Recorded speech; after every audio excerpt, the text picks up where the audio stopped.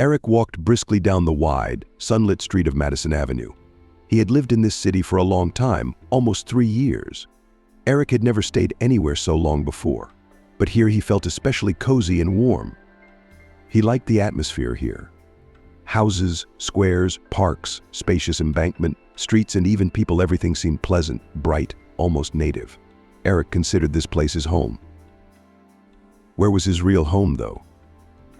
Eric didn't know that, but he didn't give up hope that someday he would be able to find out. Eric was a man without a past. He remembered nothing at all about his life up to a certain point. About 10 years ago, Eric had suddenly found himself on the bank of a river, soaking wet and freezing. He was very sore and dizzy at the time. Everything was in a kind of fog. Eric felt a huge bleeding bump on the back of his head and sat right down on the damp sand. What was the big deal? He was already wet and dirty anyway, and it couldn't get any worse. His legs were shaking, and his sweat was pouring down. Eric tried to remember what had happened to him, who he was, how he had gotten here. He felt as if he had recently survived a death threat, and had survived. Eric even felt a kind of relief, despite the horror of the situation. Strangely, the man, no matter how much he tried, couldn't remember anything about himself except the name Eric, and even then he wasn't entirely sure. At least it was something. Let it be Eric, since nothing else came to mind. The man looked around. A deserted beach. Early morning.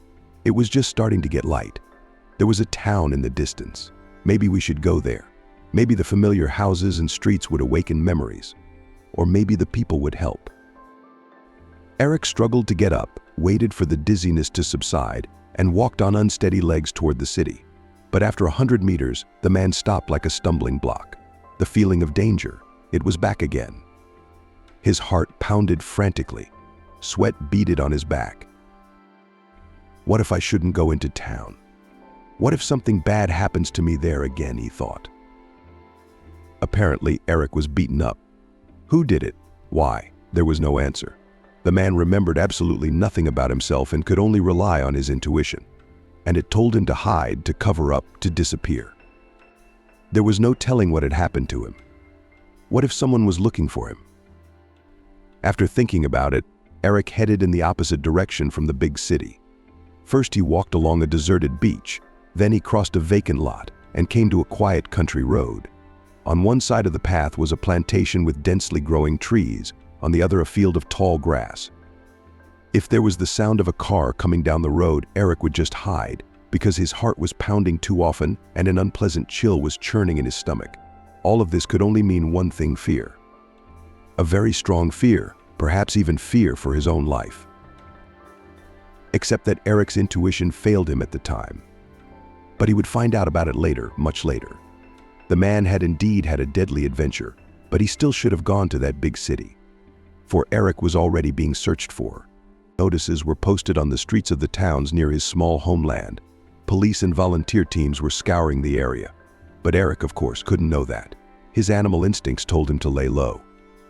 He decided to hide for now, wait for his memory to return, and then decide what to do next. The confused, exhausted man wandered along the road all day until evening. He did not feel hungry then, only thirsty. On the way he met lakes from which he drank. His mind was filled with anxious thoughts and a string of questions that had no answers. In the end, Eric was so tired that he gave up trying to remember anything about himself besides his name. Toward evening, the man stopped in a grove of birch trees across a field. The outline of another large city could be seen on the horizon.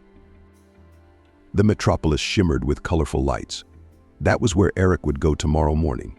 He had gone far enough away from the dangerous place, and there he could go to the police. They would figure out what to do in this difficult situation. It was July. The nights were warm and short, so Eric was not afraid of freezing. Gnats and mosquitoes were bothering him, but that was okay. Eric slept on a makeshift bed made of a pile of grass. He slept restlessly, woke up several times from disturbing sounds, listened, but then realized that it was just another big bird flying by or a car in the distance. It was no big deal. He even enjoyed sleeping like this, under the open sky. Big bright stars, crickets singing, fresh breeze. It seemed like a long time ago. Or not. It's hard to make sense of it now.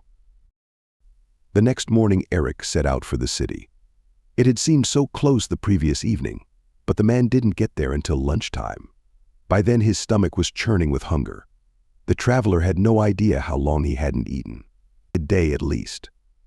On the way to the town, Eric had eaten berries and plantain, but these were mediocre sources of hunger. Here, at last, are the first human buildings. The city outskirts, not a very prosperous neighborhood. Wooden houses crumbling from time, dusty, broken sidewalks. It was here that they approached Eric, 3 men in dirty clothes, tanned, unkempt, shaggy and ragged homeless men. "Who are you going to be?" one of them inquired sternly. "This is our territory here. Go hobo somewhere else." Homeless. Eric only now thought about how he looked from the outside, just as dirty and ragged as these homeless people. And for what he is, he's even more desperate than they are. At least they know who they are. "Why are you the strange one?" the second stranger asked in a softer tone. "Have you been beaten, or what? By who?" And Eric told these people everything he knew. He didn't forget to mention the strange feeling of anxiety and fear that had accompanied him most of the way, and which had let go only here, away from that beach. It was unexpectedly nice to talk to someone, and the homeless people turned out to be very grateful listeners. "It's clear to me," uttered the man who had first spoken to Eric in a rather surly manner. "There's nothing to think about. You're one of us, one of the untouchables. Your clothes are tattered and dirty, and you're all overgrown and gnat-bitten. It's all just as it should be. I think you were beaten up either by the cops or by the shopkeepers where you tried to steal something. Beat you senseless and dumped you on the beach, to keep you out of trouble. You never know. What if you hadn't lived? They'd be in trouble. There's plenty of stories like that on the street. It happens every day." Maybe so. Eric didn't really believe that version. That tramp is surely wrong, he thought. At least, that's what Eric hoped. "I'm going to the police station. Have them run it through their databases. Maybe someone's looking for me." The homeless men looked at each other. One of them even whistled. "You don't have to do that." Don't shook his head, the man who had been silent until then. "It's better not to be seen by our policemen at all. They are, quick to put the homeless into a workhouse under the guise of giving the homeless food, shelter, and an opportunity to earn money. Only it's slavery. One of ours escaped from there. He told me what horrors are going on there. People die like flies. They can't take the strain. And who's going to investigate? A vagrant and a vagrant. Who needs us anyway?" "There's a lot of money in it," continued the second interlocutor. "We're basically free. The labor force, the police are in on it. They're scouring the city for people like us. That's why we have to live on the outskirts, or even go into the forests when raids take place. It's even harder to live. And you say the police? They'll be as happy to see you as if you were their own. They'll send you to the workhouse today. And from there, the only way out is to the cemetery. It's a miracle that our boy got out of there once." Eric thanked the men for the truth and thought about it. He had no idea what to do now. Maybe he could try to get to another town. But it was far away, and he didn't have the strength to walk. And his stomach was cramping from hunger, so much so that his eyes were dark. One of the vagrants noticed this. Hungry shook his head understandingly. "Well, come on over to our place. We're newly settled here in an abandoned old house. We'll feed you." Everyone met on the way. Nick, Sad, Pete. The men had no names, only nicknames. The new acquaintances led Eric to an old wooden house. It swayed and settled from old age. The lot around it had become a lush jungle. Eric barely made his way through the thicket. The more remote and impenetrable, the better, Nick enlightened. "You can't see this house from behind the grass. It's more peaceful." "The locals have already spotted us anyway," Pete waved his hand. "Someone's going to tattle to the cops soon enough. They always do. We'll have to find a new place," then Sad sighed. "Too bad. I really like it here. It's like my grandmother's cottage in the country." "And what good was that cabin in the village?" Nick asked skeptically. "You told me yourself how they made you work there from morning till night, didn't feed you, locked you in the basement for the slightest offense, abused you, almost killed you once. That's when you started running away from your own people." "So what?" Said objected. A house is a house. Eric was finally fed. Half a loaf of black bread, liquid tea, and jam at the bottom of a 3-liter jar. It seemed like the most delicious thing he'd ever eaten in his life. Or maybe it was. Somehow it was very easy and natural for him to be in the company of these people in an abandoned house. Perhaps he was wrong, a vagrant who had been beaten to a pulp. "You don't need to get out of the way," Peter said. "Go on, make yourself comfortable wherever you like. Stay with us for now, you've got nowhere to go anyway, poor fellow." "Thank you." "So thanks, it's good of you to be there too. 4 is always better than 3. We make more money. It's safer. And you're a tough guy, you've got muscles." It was the first time Eric paid attention to his body. Indeed, his chest was bulging with muscle, and his arms had prominent biceps and triceps. How did he even know such words? Strange. "I can see you've been a mess because of handcuffs. You had to survive, climb, maybe do some hard labor. So much for the gym. No need for a membership," Peter grinned. "All right, go back to sleep. You should get some rest. We're going to work." Eric settled down on the mattressless bed and fell asleep.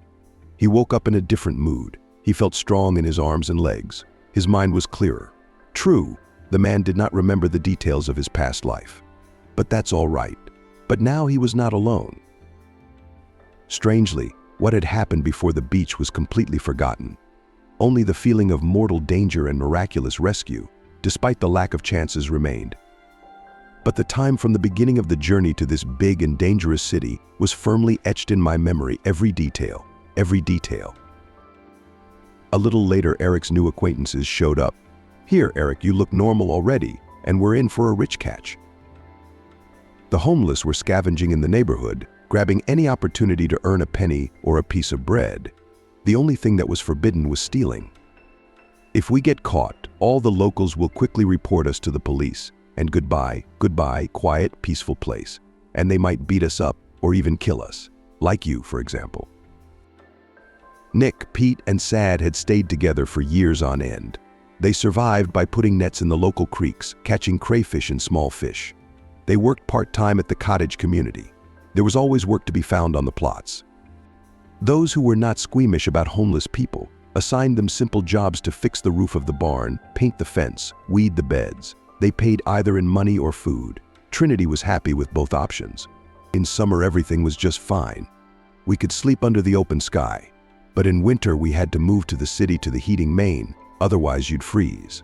And there were dangers there.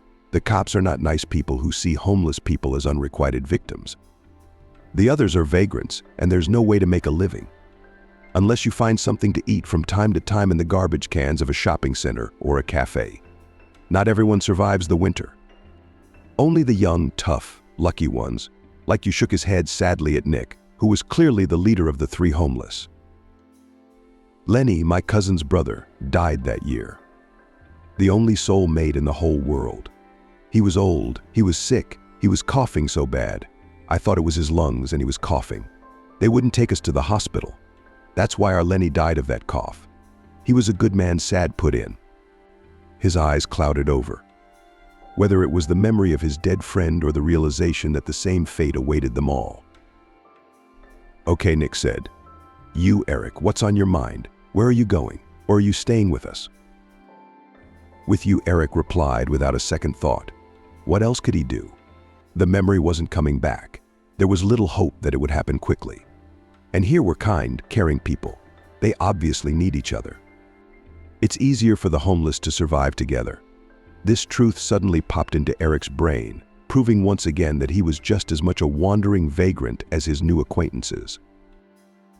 Eric and his new friends spent the whole summer in an abandoned house. Then one morning a police car appeared on the street. The homeless were just returning from a night of fishing. The catch was good. A large plastic bag found on the street was filled to the brim. Enough for a couple or 3 days of a well-fed life. Everyone was in high spirits. And then suddenly this happened. Wait froze, noticing the men in uniform, 3 vagrants. Obediently, they froze like halted. They had not yet rounded the corner of the barracks, beyond which was a view of their house. The buddies moved farther away and watched what was happening from a safe distance. The cops headed straight toward the homeless shelter. They obviously knew where to go. Somebody from around here snitched. Nick clenched his fists. I wish I knew who and why and to whom. We didn't seem to be in the way. It was now impossible to return to the house. The four friends spent the rest of the summer in the forest. It was not a bad time, warm, quiet, peaceful. There was enough food. Fishing and household chores at the dacha plots were very helpful. And then somehow it suddenly became noticeably colder at night. It started raining. The makeshift tent on a tree no longer saved us from the weather. Let's go back to town, Nick decreed one morning. Eric liked life in the city much less than being on its outskirts.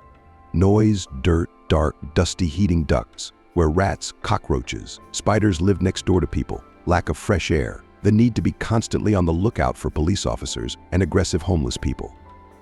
But his friends were there for him. They explained to Eric how to survive in the city, and he himself seemed to remember something from his past life on a subconscious level. He was better at navigating the dumpsters than Nick. Eric knew by some inner instinct where the right restaurants were and when there was something to eat there. Diamond-eyed Nick had praised Eric more than once. There's a reason we met you the other day. Eric took care of his appearance much more often than his comrades in arms. He brushed his teeth, washed his face, even shaved with the tools he found in the junkyard, after treating them with vodka, of course. Every evening and morning, Eric washed his face with snow, rainwater, water from the fountain. If he wanted, he could even take an improvised bath. The first winter wasn't easy for Eric. It turned out that he was completely unprepared for it. It was strange, considering that the man seemed to have spent his whole life on the streets. Eric took care of his appearance much more often than his comrades in arms. He brushed his teeth, washed his face, even shaved with the tools he found in the junkyard, after treating them with vodka, of course. Every evening and morning, Eric washed his face with snow, rainwater, water from the fountain. If he wanted, he could even take an improvised bath. The first winter wasn't easy for Eric. It turned out that he was completely unprepared for it. Strange, considering that the man seemed to have spent his entire life on the streets. Or had he? How do we find out now? You can't go to the police. They'll definitely think he's a vagrant, which in fact he is, and the authorities have a short conversation with the homeless. They're free labor, unaccounted for human souls. You can do what you want with them. It's scary. As Nick had warned, not everyone survived the winter. In February, Sed fell seriously ill. His friends treated him as best they could, drinking hot water and feeding him hard. But the man was coughing, burning with fever, then even delirious. He kept remembering his grandmother from the village, asking her not to beat him, swearing that he was not guilty of anything. That was the first and only time Eric had ever dared to steal. Afterward, he berated himself for the act, especially since it didn't help. But at that moment, it seemed to him that he was doing the right thing. At first, Eric just asked for alms outside the supermarket. But just as Nick had warned him, people like him were reluctant to give. Healthy forehead, work, the old ladies grumbled. Eric would be glad to work, but who would hire him without a residence permit, without documents? Who needs him? It's a free summer. Private farms always need free hands. What about now? Then Eric got desperate. Sed didn't have time to wait. He needed medicine right away. Eric even knew what kind of antibiotics. How did he know that? Apparently, he'd lived in a normal environment before he hit the streets. A long time ago. Anyway, Eric pulled his wallet out of the absent-minded guy's pocket. He was walking down the street, staring at his phone, oblivious to everything around him. The wallet practically fell out of the back pocket of his jeans. Eric only had to reach for it, and he did, cursing himself with the last words. But his friend needs medicine, and he's dying. Except no one believes his words. Passers-by are sure that the homeless man is nagging for a bottle. There wasn't much money in the wallet, but there was enough for the medicine, and even some bread and cheap sausage. The pills seemed to make Sad feel better at first, and everyone believed in a happy outcome. But after a couple of days, the disease took its toll. Nick found his friend's breathless body in the evening when he came back from fishing. They buried him in a vacant lot outside of town. It was hard digging, but the buddies managed. All three of them were silent. Only occasionally they exchanged short phrases, and even then only on business. Back on the heating duct, Nick told Sad's story. The boy was born into a dysfunctional family, drunken parents, many children, and an extra mouth. The youngest son was often taken in by his grandmother, Pete's father's mother. Pete, of course, had a real name at the time, David. The grandmother was religious, and in a very strange way. In everything the boy did or said, she saw signs that he was possessed by devils. So the old woman tried to exorcise the evil power from her grandson, and her fanatical neighbors helped her do it. David was beaten, starved, kept in a dark basement for days on end, all for his own good. He didn't go to school so he wouldn't be exposed to the corrosive influences of youth. His grandmother intended to make a pious man out of her youngest grandson so that he would not be like his mother and father. And the parents? They didn't care what happened to their son. His grandmother took him away, and that was fine. It was less trouble for them. David, of course, complained to his mother and father, tried to explain how badly he was living with his grandmother. But they wouldn't listen. They also scolded their son for not feeling grateful to his grandmother for everything she does for him. So the boy started to run away from home. The first time he was returned to his grandmother, after which she beat her grandson so that he could not sit down for a long time. The second time the same thing happened, and the third time David was never found. He had already gained experience and understood how to hide so that you would not be found out and caught. Freedom surrounded the boy's head. It was better on the street than at home. That's how he became with the Chinaman. And now it's all sad. Nick bowed his head. I've run out of steam. We all end up like that sooner or later. Either disease kills us or someone kills us. Eric thought for the first time not about his past, but about his future. Could this be the life that awaited him too? Most likely he will, because he has no papers. If you have no documents, then you are a nobody. They won't hire you for a job or admit you to a hospital. Survive as you know how.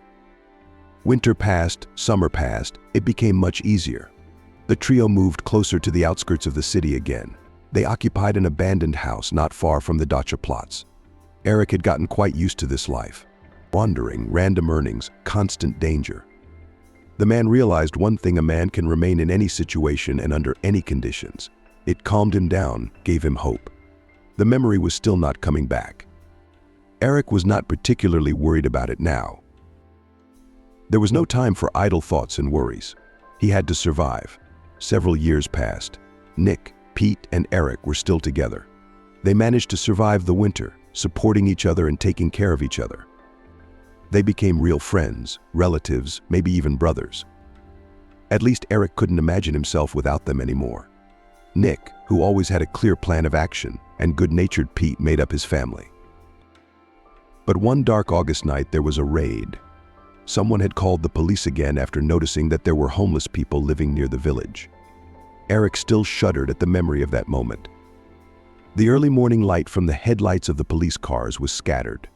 From the loudspeaker came the harsh words, "Come out one by one. It is useless to resist," but they resisted nonetheless. Desperately resisting, not wanting to get into a vacant house.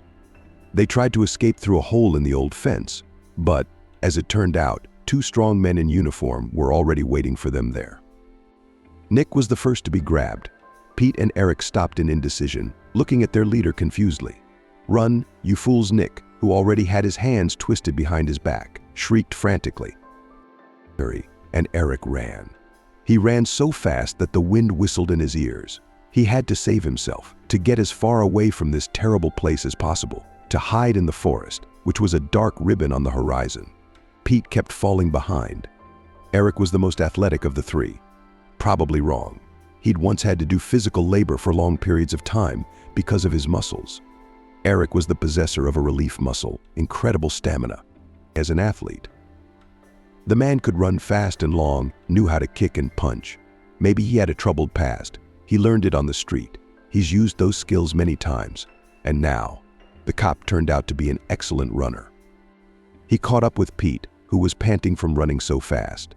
Soon the other policemen caught up with them, who were already rushing after the fugitives. Pete wasn't going anywhere. Eric, on the other hand, had clearly slipped away. The uniformed guy finally caught up with Eric, grabbed him by the scruff of the neck and yanked him toward him. He had a lot of strength. Eric tried his best to break free, to no avail, and then his body went automatic again, as it had done so many times before. His hands grabbed his opponent's chest, and his legs performed some kind of a strange move. And already the policeman, confused and surprised, lay straight on the grass and looked up at the sky. "Hurry up! Come on, they're coming!" shouted Eric to Pete. But looking at his comrade, the man realized that he could not run any faster. There was no way he could do it at all. "Eric, you run this, and I'm done." "No more strength," Pete whispered with difficulty, breathing heavily, and collapsed on the grass. "Come on, pull yourself together," Eric exhorted. He even went up to his comrade and took him in his arms, intending to escape with him into the woods. The policeman remained lying in the grass for the time being, but his colleagues were rapidly approaching from the direction of the village. It was no use. It was Pete who pushed him away. "You go and save yourself, or they'll all be captured together." "I can't do it anymore," he said. Eric realized that Pete was right. It was very hard to leave a man with whom so many connected so completely alone. But what could be done? No one would be better off if he too was captured. So the man set off again toward the forest. The saving thicket was quite close there. He would not find it there. The densely growing trees, the bushes, the storms, the crowbar. The dog would be needed, but not until they got him to the spot. Eric's gone. That morning Eric was lost in the thicket, deep in the woods, lurking like a wounded animal. He walked for a long time, trying to get as far away from the pursuit as possible. By noon the man was completely exhausted. Seeing an old thick tree with a convenient fork, as if specially created for tired travelers Dizonkoi, Eric climbed it and fell into a deep restless sleep. The man woke up in the evening. It was getting colder. August nights are quite fresh. Besides, his stomach was cramped from hunger. Eric refreshed himself with the gifts of the forest. There was a thicket of blackberries just under his tree. And he moved on. He must find a new home, a new town. He's all alone now, with no friends. It's bad, it's sad, it's hard. What's happening to them now? They've probably already been sent to that house with no way out. Eric saw it once. This place is scary. A tall cement fence with barbed wire running along the top. Maybe it was electrified too. No, there's no way out of that house. And Eric can't help his comrades if he wants to. We can only hope that the rumors about the house are exaggerated, and his friends will not be there as bad as they imagined. Eric himself. He needs to get into town. You can still live outdoors in the summer, but it'll be cold soon. You can't stay outdoors in the cold. It is necessary to move to warm places closer to human habitation and garbage cans, where there is always enough food to keep a homeless person from starving to death. How to survive on the streets. This Eric already knew very well. He wasn't worried about himself, but his friends were sorely lacking. The man was used to the fact that they were always together and would support each other with a word and argue sometimes. And now? Now what? He was all alone on the planet again. The man thought that he may have friends and relatives, about whom he does not remember anything at all. But the memory never came back. Eric walked out after a few days to the new town, found a place to stay, looked around, figured out where he could get some scraps. He saw other homeless people. Some were very friendly and some were belligerent. You had to be on your guard at all times. But the man never joined anyone else. Didn't have the chance. He tried to maintain friendly relations with everyone, but mostly he kept to himself. The years passed. Eric got used to his vagabond life. Every once in a while he'd leave another town and move on. Why? The man didn't know it himself. His living conditions were the same everywhere. Probably he just wanted to see the world, new places, new faces, interesting landscapes. It's always so interesting. And then 3 years ago, Eric suddenly found himself in Westham. It seemed to him that he had been here once before in a previous life, or somewhere very similar. The cityscape seemed vaguely familiar. The very atmosphere of the town was soothing, warm, and inviting. The man immediately realized that he would stay here for a long time. And so he did. 3 years had already passed, and he didn't want to leave Westham in search of a better life. And why should I? Eric settled in. He has almost a real apartment, a room under the stairs in an old 3-story house from the emergency fund, where no one lived. This household was run by a man from the department who let the homeless man into this room. "Live here for now," he said, "but if anything, there will be an inspection or you'll have to move people in. You'll have to go back on the street again." So Eric lived here in the neighborhood and he was very happy. He finally had a real room with a bed, a table, and even a small refrigerator. Steve, that was the name of the man who helped Eric find a shelter. He had tried to get him a job as a janitor, but he needed papers, official paperwork. What kind of paperwork does a drifter have? It didn't work out. Steve and Eric couldn't be friends, their social statuses were too different. One day a homeless man drove a pack of dogs away from an old woman in front of Steve. Many people saw that the animals were about to attack the old woman, but no one dared to help. Eric had lived on the street for a long time and knew how to act in such a situation. The rescued old lady, without having time to thank, immediately disappeared into the entranceway. Steve, who happened to witness this scene, approached the hero, praised him for his courage, and made an offer that Eric could not refuse. "I've been watching you for a long time," Steve said, shaking the homeless man's hand. "You don't look like the usual bums. Tidy, polite, respectful. Didn't pass by someone else's misfortune. And what will you do in the winter? A heating duct." Eric shrugged. He'd been through more than one winter before and knew exactly how to deal with the onset of cold weather. "I've got the emergency fund standing derelict," Steve continued. "There's a room under the stairs. I can let you in there. Temporarily, of course. I can't give you an apartment, but you can live in the room under the stairs and live in peace." So Eric had a decent place to live. It took a long time for the man to get used to his new corner. Sleeping on a real bed was a real joy. It was a real blessing to eat dinner at the table, take a shower, and not flinch at every accidental rustle. It was a little scary to live in an empty 3-story apartment building, like a haunted castle, but it was much better than living in the open air. Eric loved his room and was very grateful to Steve for the accommodations. The men talked occasionally when they crossed paths on the street, which was not uncommon. Steve's house was not far from the emergency fund. "I look at you and I don't understand. Do you really not know your past?" asked Steve. "No, I don't know," replied Eric. "I don't remember anything at all. It shouldn't be like this." "We should go to the police," suggested Steve. "Don't," said Eric. "Over the years of living on the street, I've learned to be wary of cops. And so many years have passed. Maybe someone was once looking for me, but surely all searches have stopped now. Just kidding. It's been more than 10 years since I found myself on the riverbank." "Well, do you know," agreed Steve. "Only I'd do things differently if I were you." Eric had almost a real job after all. Unofficial, of course, but permanent. A truckload of groceries arrived at the local supermarket at the same time 3 times a week. The girls, salesmen, and cashiers were supposed to unload it. But the girls did not have enough strength. The hard work was clearly not for women's hands. One day, seeing how the salesmen in the store's branded clothing agonizing with all these boxes, Eric could not stand it, rushed to their aid. It wasn't difficult for him. The man was not a stranger to physical work, and he had enough strength. "Thank you," one of the girls smiled embarrassedly when the deed was done and handed the man a bag full of groceries. "This is almost expired.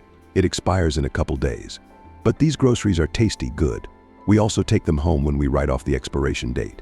So don't be afraid, eat up." "Thank you," smiled Eric. The man hadn't been squeamish about treats from dumpsters for years, and he didn't think to be afraid. It had been a long time since the man had eaten proper food, and here was sausage, bread, and some canned goods. Also, "Would you mind coming over the day after tomorrow? At the same time the truck will come again, and we ourselves, you see what kind of movers we are." Gladly, of course, he agreed, and so it went. Now 3 times a week at the same time, the man went to the supermarket and unloaded a truck, then received a huge bag of food. Eric had a place to live. He had completely forgotten about hunger and the dangers of the street. Of course, the man realized that such a life would end someday, but what will be, will be. He wasn't used to surviving on the streets either. For now, Eric was enjoying his well-being. He had plenty of free time now. The man liked to just walk around the city, the center, the outskirts, the waterfront, the suburban area. Everything here was nice and pleasant. Occasionally, Eric found a little part-time work. Same as before. Small errands mostly for people in the private sector. He was happily trusted with the work. Unlike other homeless people, Eric looked much better groomed, decent, and generally more trustworthy. With the money he earned, the man bought some medicines, some clothes. Once he saw an album with expensive art pencils in the store and could not resist. He spent all his earnings on this beauty. Eric was surprised to find out that he could draw. From under his hands began to come out wonderful paintings, mostly urban and rural landscapes.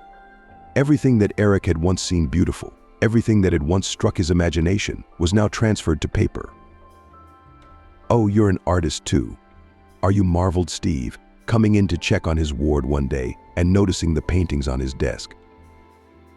"I don't know," Eric shrugged. "Interesting personality." "I'd very much like to know what happened to you in the past," muttered Steve thoughtfully.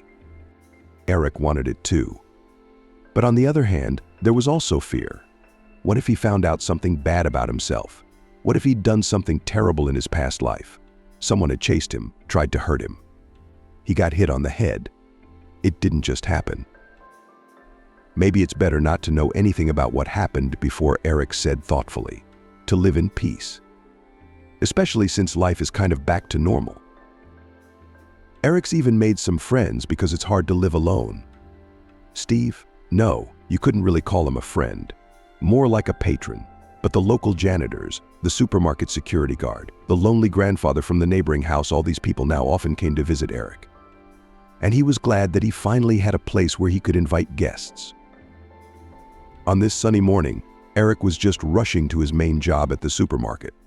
The truck would be arriving soon. Today the man is a little late. He stayed up late working on another drawing, so he overslept. But that's okay. He just needs to push on. He'll make it.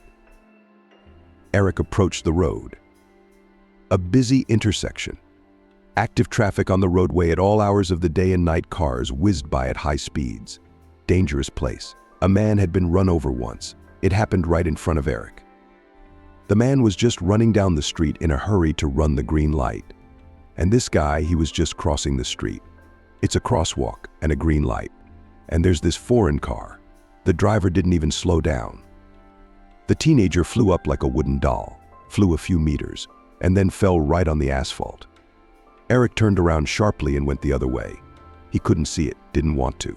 His heart was pounding frantically. Tears were pouring from his eyes. He felt so sorry for the kid. After a while, a funeral wreath appeared on a pole near the crossing. It hung there for a few months, then disappeared.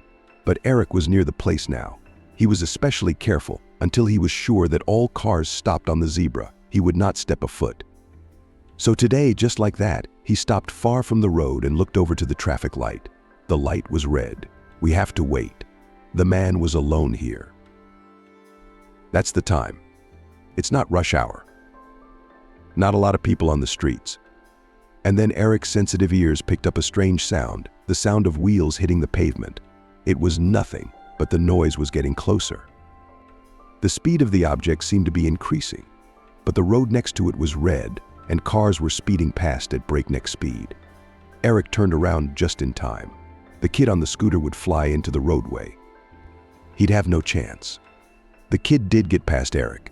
He couldn't react immediately. A car was coming straight at the boy. The man had time to notice the horror on the face of the driver, a young woman. Eric, risking himself, jumped to the road, grabbed the boy by the scruff of the neck, and literally threw him on the sidewalk. He immediately jumped after him. The car still caught him slightly at that speed, and the light impact was sensitive. Eric went down. The car stopped a little farther away. There was a loud squeal of brakes. A female driver was already rushing toward Eric and the boy lying on the pavement. "What's wrong with the baby?" was the first thing she exclaimed. "I hit him, he's fine," Eric assured her, rubbing his bruises. "It's a long spot. I grabbed him out from under the tires in time. The kid wasn't hurt. What luck." The woman was ready to burst into tears. "And you? Are you all right?" Eric nodded silently. He would not tell this already frightened woman that he had a huge bruise on his thigh right now, and he would probably limp for a long time. "It's nothing. It's a mundane matter. It'll heal like a dog." "What are you doing?" The lady's anger turned on the boy. Don't you know you have to cross the road on green? Big so big you still haven't learned. The kid looked like a hunted animal. He was about 10 years old. It looked like it. The boy was only now beginning to realize what he had avoided. Eric felt sorry for the hapless racer. Well, he forgot himself. That's all right. The main thing is that everything is all right, the woman agreed. It's lucky you were there. The boy was lucky. Unlike his scooter, all three of us looked at the scooter, which was under the wheels of the car. But so, do we call the police? An ambulance? Or the woman looked questioningly at the others involved in the incident. Sounds like it turned out okay to me, Eric shrugged. The boy nodded his head, confirming his agreement. Well, I'll be on my way then. I'm late for an important meeting, the woman said. And then she looked at the boy and added in a stern voice, and let all this be a good lesson to you. Next time the kind uncle may not be around, or he may not have time to react. The woman left. Eric pulled the still-mode scooter onto the sidewalk and scratched the back of his head, puzzled. Your vehicle is beyond repair. There's no fixing it now, so be it, exclaimed the boy, having been silent until that moment. My father will buy me a new one. He's not a pauper or anything. I doubt he would if he knew the truth. Shook his head at Eric. He didn't like the word pauper coming out of the kid's mouth. Isn't that a little arrogant or something? The boy must be living in a wealthy family. He and the clothes he's wearing are obviously expensive. He is spoiled and treats those lower in social status with disdain. And yet his savior is even worse than a beggar, a homeless man with no past. And thank you so much. Tears welled up in the boy's voice. He looked at Eric with such sincere gratitude that the man realized he had jumped to conclusions. Boy, the kid seems like a pretty good kid. You're welcome, Eric smiled. But don't ever do that again. You know to cross the road on green, don't you? Yes, I know, of course. The boy waved his hand. That's not the point. Is it? Eric wondered. He wanted to talk to this kid a little more, help him distress after what happened, make sure he was okay before he let him go on alone. Not much of a chance. My dad ordered me a new scooter from America. It's awesome. No one else in town has one. Although now I don't have one either. Oh well, my dad's gonna order it again. Anyway, it's got this really cool braking system. I practiced it. It worked in the yard. The scooter would stop on the playground, just in 1 second, no matter how fast I accelerated. How cool is that? But let's say Eric agreed. He was beginning to realize what his young interlocutor was getting at. Well, that's the way I wanted to slow down before the road. It worked before. But here, nothing. I just kept on rolling. And I had already gained a decent speed, flew right under the wheels and could not do anything. Well, I would have jumped off it, and that's it, the boy shared. Eric looked absent-mindedly at the boy. Life is more precious than any iron, he said. Yeah, I know, the kid sighed and guessed. It was just so scary to move and think straight. Didn't numb the body. Yeah, well, sort of. I see, Eric nodded. And the scooter didn't stop? Do you know why? You didn't take into account the fact that the road goes uphill here. And you probably tested your transportation on flat ground. Eric asked. That's right. It's like the kid had an epiphany, the boy smiled. I didn't think of that. Well, that's just it. Be more careful from now on. Well, it happens, wait. You can't do that. You saved my life, and I don't even know your name, the boy expressed his gratitude. My name is Eric. Eric introduced himself. Wow, me too, the boy exclaimed. Eric's, you and me then. Eric smiled. He was liking this boy more and more, a sweet, genuine, grateful, good kid. He should have thought badly of him at first. Come with me, the boy suddenly pleaded. Come, my father's office is near here. He knows how rich I am? He has his own restaurant. Maybe you know what the urban legend is called? Loud name, Eric smiled. Of course he knew the place. He'd walked past it a few times. It was where the local elite usually gathered. The restaurant was upscale, though Eric didn't need to inspect the trash cans near the eateries now. He went around Westham as a matter of habit, noting where the local cafes and restaurants were located, just in case.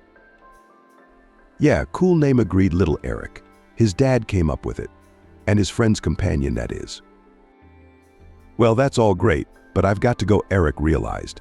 He remembered that he was already late for the supermarket. The truck would be here soon, and the man was not in the habit of letting people down.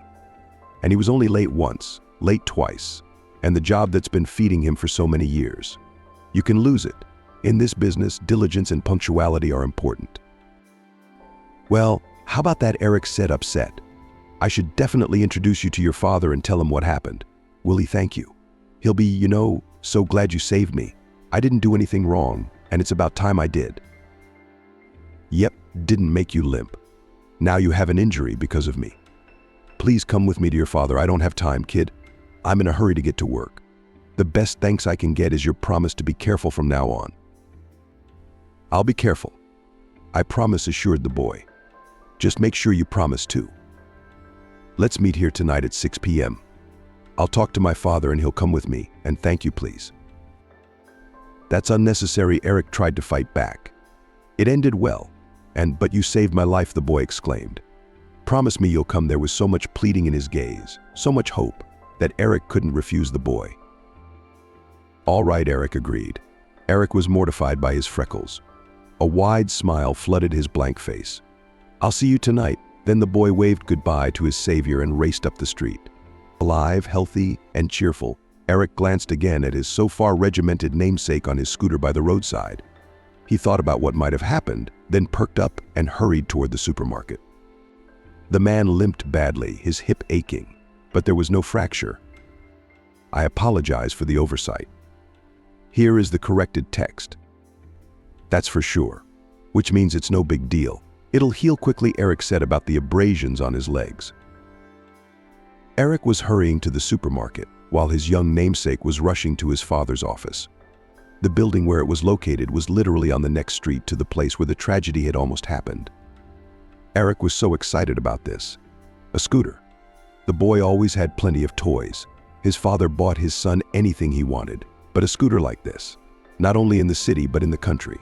The boy could do such spectacular tricks on it that he had never dared to dream of before. His mother, looking at these tricks, clutched at her heart. But his father was happy that his son is growing up so brave and agile. He always supported and encouraged the hobby of his only child.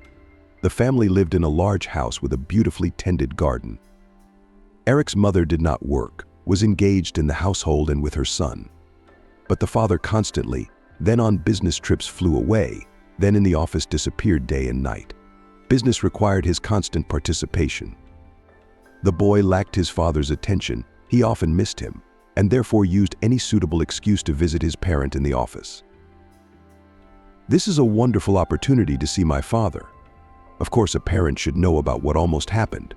To criticize, of course, for carelessness, of course. Maybe he won't buy a scooter like that again. But the father must know who saved the life of his son and him. He'll thank Eric, of course. He'll give him a lot of money.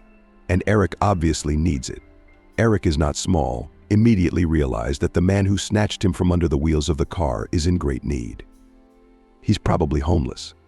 There's a lot of them in America. Eric could use the money. Hi, Eric nodded to the girl at the front desk. When she saw the boy, she immediately contacted his father on the intercom. Mr. Standler, your son is here to see you, said the receptionist. Let it pass, he replied. Eric zipped up to the 4th floor in seconds. His father was already waiting for him. So how are you doing, son? Smiled the man from behind his desk, then added anxiously, what happened to you? Your legs are all abrasions. Dad, Eric exclaimed. Here's the thing. He told his father, worried and confused, of the recent incident. John Sandler's face grew paler and paler as he told him. You see, Dad, I want you to thank him. Let's give him money, lots of it. He's homeless and he really needs it. He won't take any, but you come with me tonight to that crosswalk and tell him Eric insisted. Son, you see, here's the thing, Anton began.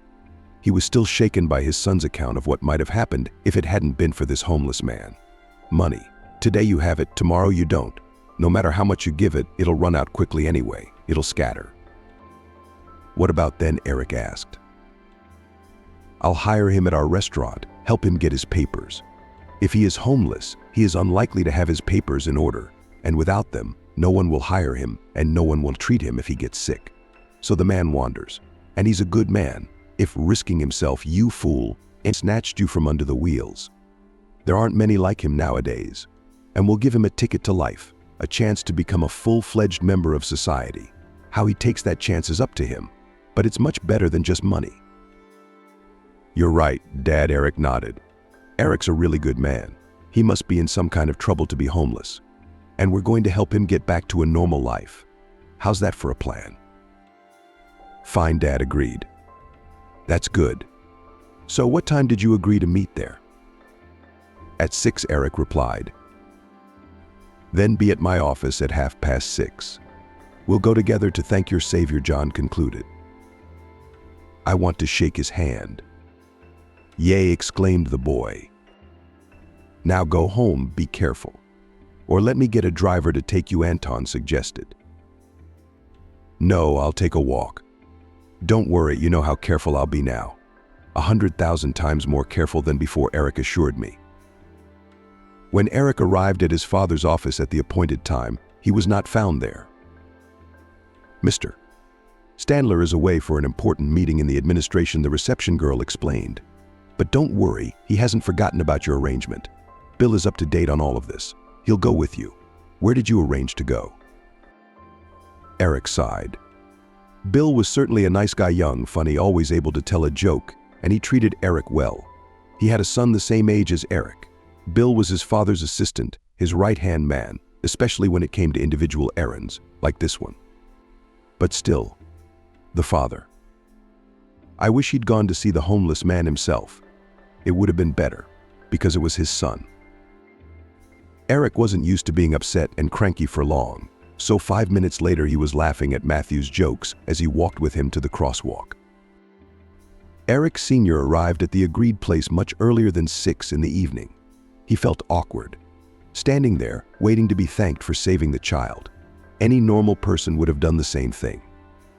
It's a normal thing, a natural thing. What kind of gratitude could there be? But Eric promised the boy, and he's going to show up, waiting, upset. No, if you've promised him, be kind enough to show up. The man spotted them from afar, the boy and his escort hurrying down the street toward him. Both of them were smiling. It was obvious that they had a great relationship. "Hey," the younger man suddenly turned to Eric and hugged him around the waist. The man rubbed the boy's head awkwardly.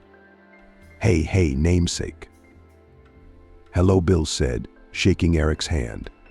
"On behalf of this young man's father, I want to thank you for saving the boy. It's a great good fortune for all of us that you happened to be around. So you didn't?" "No, I'm not his father." "Mr. Stedler wanted to come in person to meet you, but urgent business." "I understand all that. Of course you're welcome. Anyone would have done that in my place. I just happened to be there, that's all. The boy was so insistent that I come. I couldn't refuse." "And it was right to insist," Bill smiled. "We have a whole plan for how to thank you." And John Stendler's assistant told Eric everything, that he would now be working at Urban Legend as a groundskeeper, that his salary would be above the city average, and that John planned to do the paperwork that would make Eric a full-fledged member of society. "What is this? Is this all true?" Eric couldn't believe his ears. "But with the job, I see. But the documents, is that possible? To get a passport, to be legalized, to become a person not only in essence, but also in documents, it was Eric's long-time dream. Except that until now, the man had thought it was impossible. And then suddenly, "Nothing is impossible for Mr. Standler," Bill smiled. And so once again, Eric's life began anew. Now the man came to the City Legend restaurant every morning. He spent his working hours mainly in the kitchen, in the back rooms, and on the adjacent territory. Cleaning, taking out heavy trash, mopping the floors, keeping an eye on the plantings, a little bit of everything. The restaurant staff were suspicious of the new employee at first. "What do you mean? A vagrant from the street? How could John even think of hiring someone like that? Yeah, he saved his boy, pulled him out from under a tire. Well, he could have paid him off, that's all." But gradually Eric proved to be a conscientious worker. A good person, a pleasant conversationalist. He never refused to help his colleagues and could lighten the mood with an appropriate joke. The new employee did his work carefully and thoroughly, so that soon he had some well-wishers and even friends at his new place. Little Eric often came to the restaurant to say hello to his savior and to find out how he was doing. A bright and very nice kid. The man would sometimes tell him about life on the street. He avoided particularly scary and unpleasant moments. It seemed almost like an adventure, a fairy tale with a happy ending. A happy one, of course. After all, the former drifter now sleeps in a den under the stairs and works at an upscale establishment. Taylor. Who knew? Yeah, John kept his promise. Eric got his passport. The man almost cried the first time he held it in his hands. It meant a lot to him. He was no longer invisible, but a full-fledged citizen of his country with all the rights he was entitled to. Eric had no idea how the chief had done it, and he would have liked to thank John personally. But the boss never showed up at the restaurant. He passed his orders through his assistant Bill. Eric had made friends with Bill, and they were now getting along without formalities. The documents for the new employee John also sent with him. Now Eric had a surname Eric Taylor accordingly. He was registered in some little house on the outskirts of the city. That was it. A real man, albeit without a past, but not invisible. No longer a vagrant off the street. To say thank you personally to the master, Eric cheered, looking at the new document. He doesn't come here much at all, Bill shook his head. What's he got to do here? He does all his business from the office, traveling on business. Do you know how much trouble he's in right now? We're expanding, opening branches in different cities. John's at work day and night. Little Eric fully confirmed this information.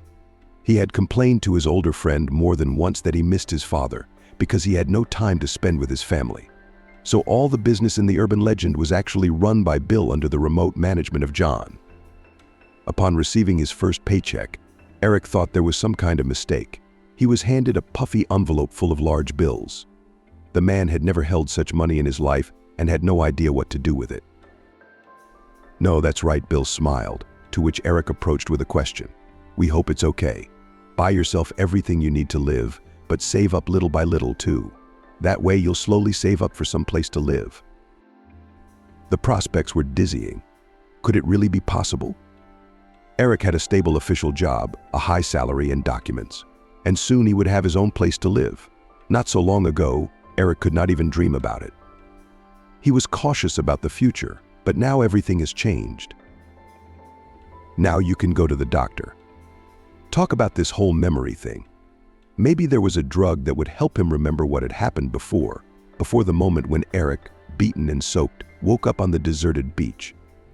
But the man was in no hurry to go to the hospital. There was always something to do and some excuse. Eric was still very afraid to learn the truth about himself. There was no telling what had happened before.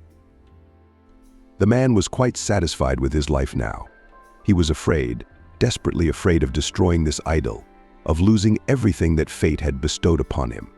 Maybe the fog of oblivion was the best thing that could happen. Maybe Eric would be happier and calmer if he didn't dredge up the past. One early morning, the kitchen supervisor sent Eric to the VIP room. One of the cleaners had suddenly fallen ill, and the place needed to be cleaned before the evening. Eric, taking a bucket, a mop, rags, and cleaning supplies, went to the hall. He'd never been here before, only peeked through the door occasionally as he passed by. Now he had a chance to take a closer look at the room. Expensive, fine furniture from Italy, smooth, shining floor, massive chandeliers, everything here was luxurious and rich. But of course it was, because this was the room where the elite usually gathered. Eric's attention was drawn to the paintings on the walls. They were drawings made with watercolors and pencils. They must be the work of a famous artist if they were here. That's strange. It felt as if Eric had seen these paintings somewhere before. Moreover, the artist was clearly working in a manner similar to Eric's own. The painter chose the same subjects: simple landscapes, human faces, animals in motion. Eric was interested. He wanted to know who the author of these works was. He walked around the room, hoping to see the artist's name on one of the drawings. He didn't even realize that he was being watched at that very moment. John was somewhat concerned about how things were going at his brainchild, Urban Legend. The man had recently thrown all his energies into the design and development of branches. Just kidding, Now he has not just a restaurant in his hands, but a whole network of such establishments. Almost an empire. He doesn't see his son. His wife will soon forget what her husband looks like. It's nothing. It's just a busy period. It's hard to carry such a load alone without a loyal companion you can trust. But a little time will pass, and everything will return to normal and settle down. We should go on vacation with the family, relax together on the ocean, rest, be together. Otherwise, what was money for? John once thought that money was the most important thing in life. Without it, you're nothing. Like a defenseless little bug. What else could a boy from a poor family think? Little John had no decent clothes, no textbooks, no food. There were no toys and other childish joys to speak of. John's father was a classic alcoholic, drinking, not working at times, driving the whole family around in the evenings. His mother put up with it all without complaint, and even, as John realized later, felt a kind of pride that she was so patient. Neither spouse cared about her son. John, although not an orphan, grew up with living parents, like a weed, and felt very unhappy. Once upon a time, John and his best friend, a kid from a similarly impoverished family, vowed that he would not live like his parents. "We'll have lots of money, we'll be great businessmen," the boy looked at his buddy with burning eyes. "We'll be strong, we'll be respected and feared by everyone. Also, we're going to be kind and help anyone who's having a hard time," Buddy added at the time. The neighbor boy was as smart as John himself, so there was never a dull moment with him. Far from it. Their little heads were always coming up with interesting ideas. But John's companion was also soft-hearted and kind-hearted. He was always feeling sorry for someone, always eager to save someone. A good quality, valuable, rare. But it did not bring him to good in the end. Remembering his childhood friend, John sighed heavily. It had been so long, and the story still hadn't let him go. His heart ached, his soul torn by the unknown. There was still no clarity. The man banished the sad thoughts and focused on the matter at hand. He had always been able to pull himself together, to concentrate on problems, to discard all unnecessary things. That was probably why he had reached such heights. Right now, what was bothering him was that the revenue from City Legend had plummeted. What was wrong? Maybe it was time to change the menu, or the design was outdated, or something with the staff. We need to find out why diners are now choosing to dine at the competitors. John decided to scrutinize the latest security footage. He's attentive, sensitive, he's bound to figure out what's going on. Especially since this was not the first time this had happened. The man turned on the real-time recording.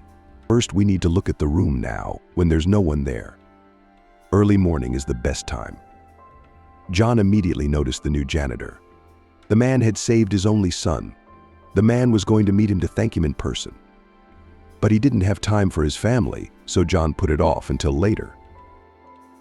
Eric, unaware that he was being watched, continued to study the paintings on the walls. He looked for the artist's name on them, trying to figure out how he knew them. Everything about them seemed close and familiar. The subtlety of the lines, the colors, the subjects, all of it echoed in Eric's soul, awakening vague memories. John, watching him, suddenly remembered his childhood friend. These pictures reminded him of those carefree days when the two of them dreamed of a better life. But how did this man end up here in his restaurant? And why was his style so reminiscent of his friends? These questions were increasingly troubling John. He decided that he needed to find the time to talk to this man as soon as possible. Would he be able to? The man's conscience was clear. He had done everything he could for this man. He'd even gotten him papers, even though it wasn't easy, and it wasn't cheap. That's why John now saw the new employee for the first time. What a tramp. He's interested in painting. He's looking at paintings. Eric stepped closer to the camera. His face appeared on the screen in close-up. The host of Urban Legend was literally stunned. "No, this can't be happening. It doesn't happen like this. This is a mistake." But the longer John stared into the janitor's face, the clearer he realized no.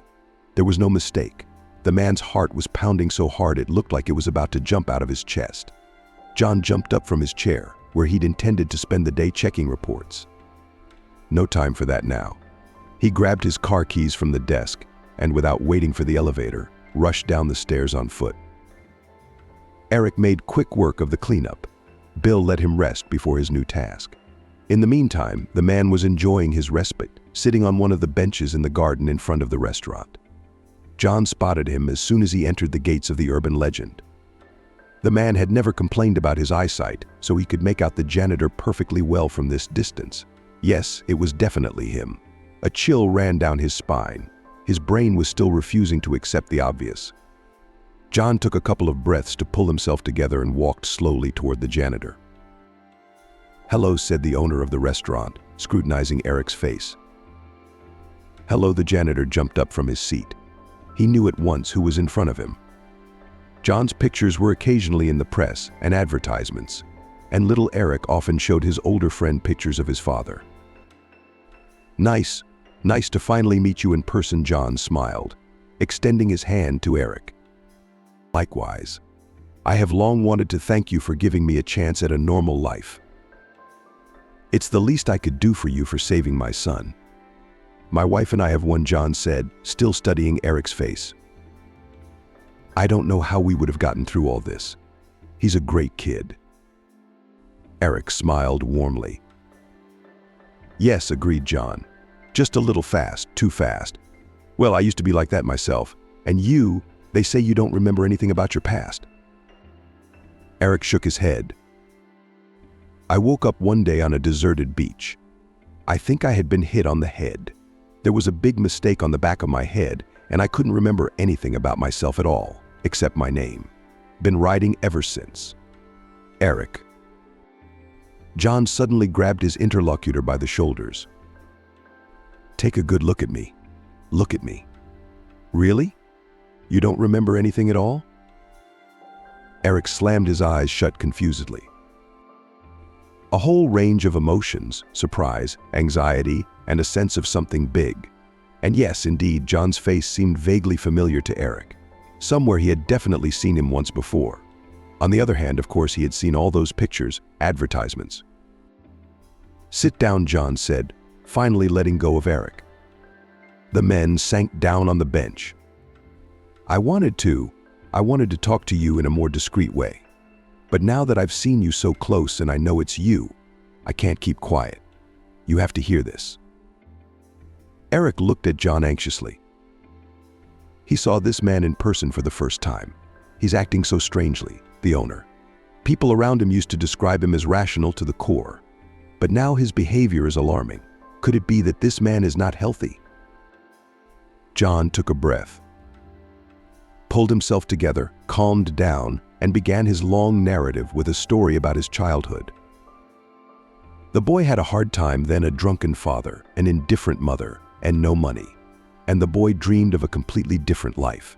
The kind of life he had no chance of having. The only close person who understood John better than anyone else was his friend Eric. A boy with a similar fate who lived in the neighborhood. The boys were dreaming, making plans, always thinking about the future. They really wanted to get rich. Both surprisingly good for kids from dysfunctional families. They went to school. John excelled in the exact sciences, and Eric showed talents in the humanities.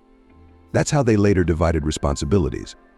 John was in charge of finance and business planning, while the creative Eric was in charge of negotiations, public relations, advertising, and design. Yeah, poor guys from poor families eventually realized their dream. They opened a cafe. They earned the money to get started on their own. Worked day and night wherever they could. They started early, from the age of 12. They realized that they had to work hard and for a long time, otherwise they could not earn money for their dream. We didn't spend what we earned. At first, they saved the money in a secret stash, and then, when they became adults, they opened their own bank account. Eventually, by the age of 20, the friends opened a cafe. The name was thought up by Eric, who was the creative leader and idea generator in their tandem. Urban legend, it sounded solid and promising. John liked it right away. Eric, who had an artistic flair and impeccable taste, also worked on the interior of the cafe. Where did a child of drunken parents just come from? Eric decorated the walls of the visitors' lounge with paintings of his own authorship. He has been drawing since childhood. Over the years, this talent became stronger and stronger, and he kept honing his mustache. The budget at first was minimal, but Eric managed to recreate a special atmosphere in the cafe exquisitely respectable, attractive.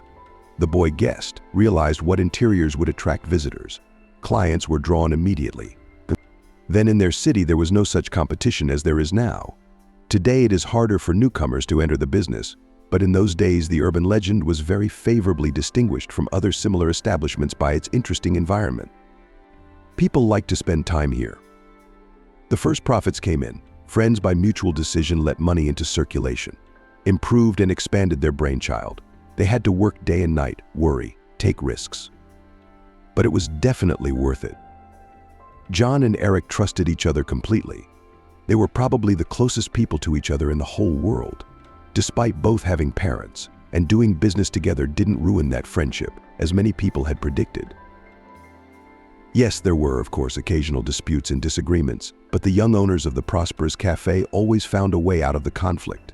Besides, they both realized that in disputes the truth is born, and did not view them as something negative.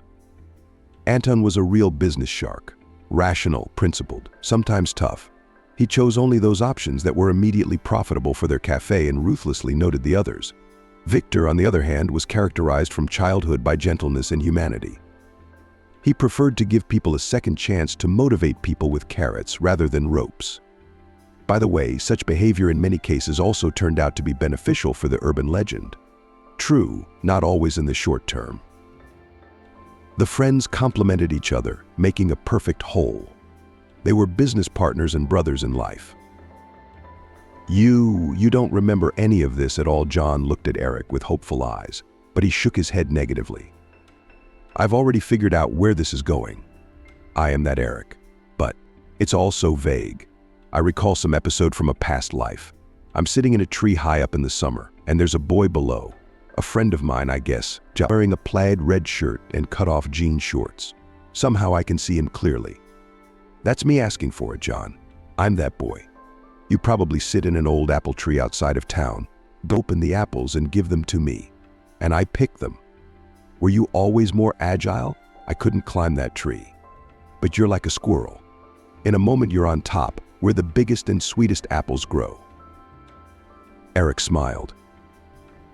From that attention, albeit fleeting, albeit vague, a pleasant warmth spread through his body, and John seemed close and almost family.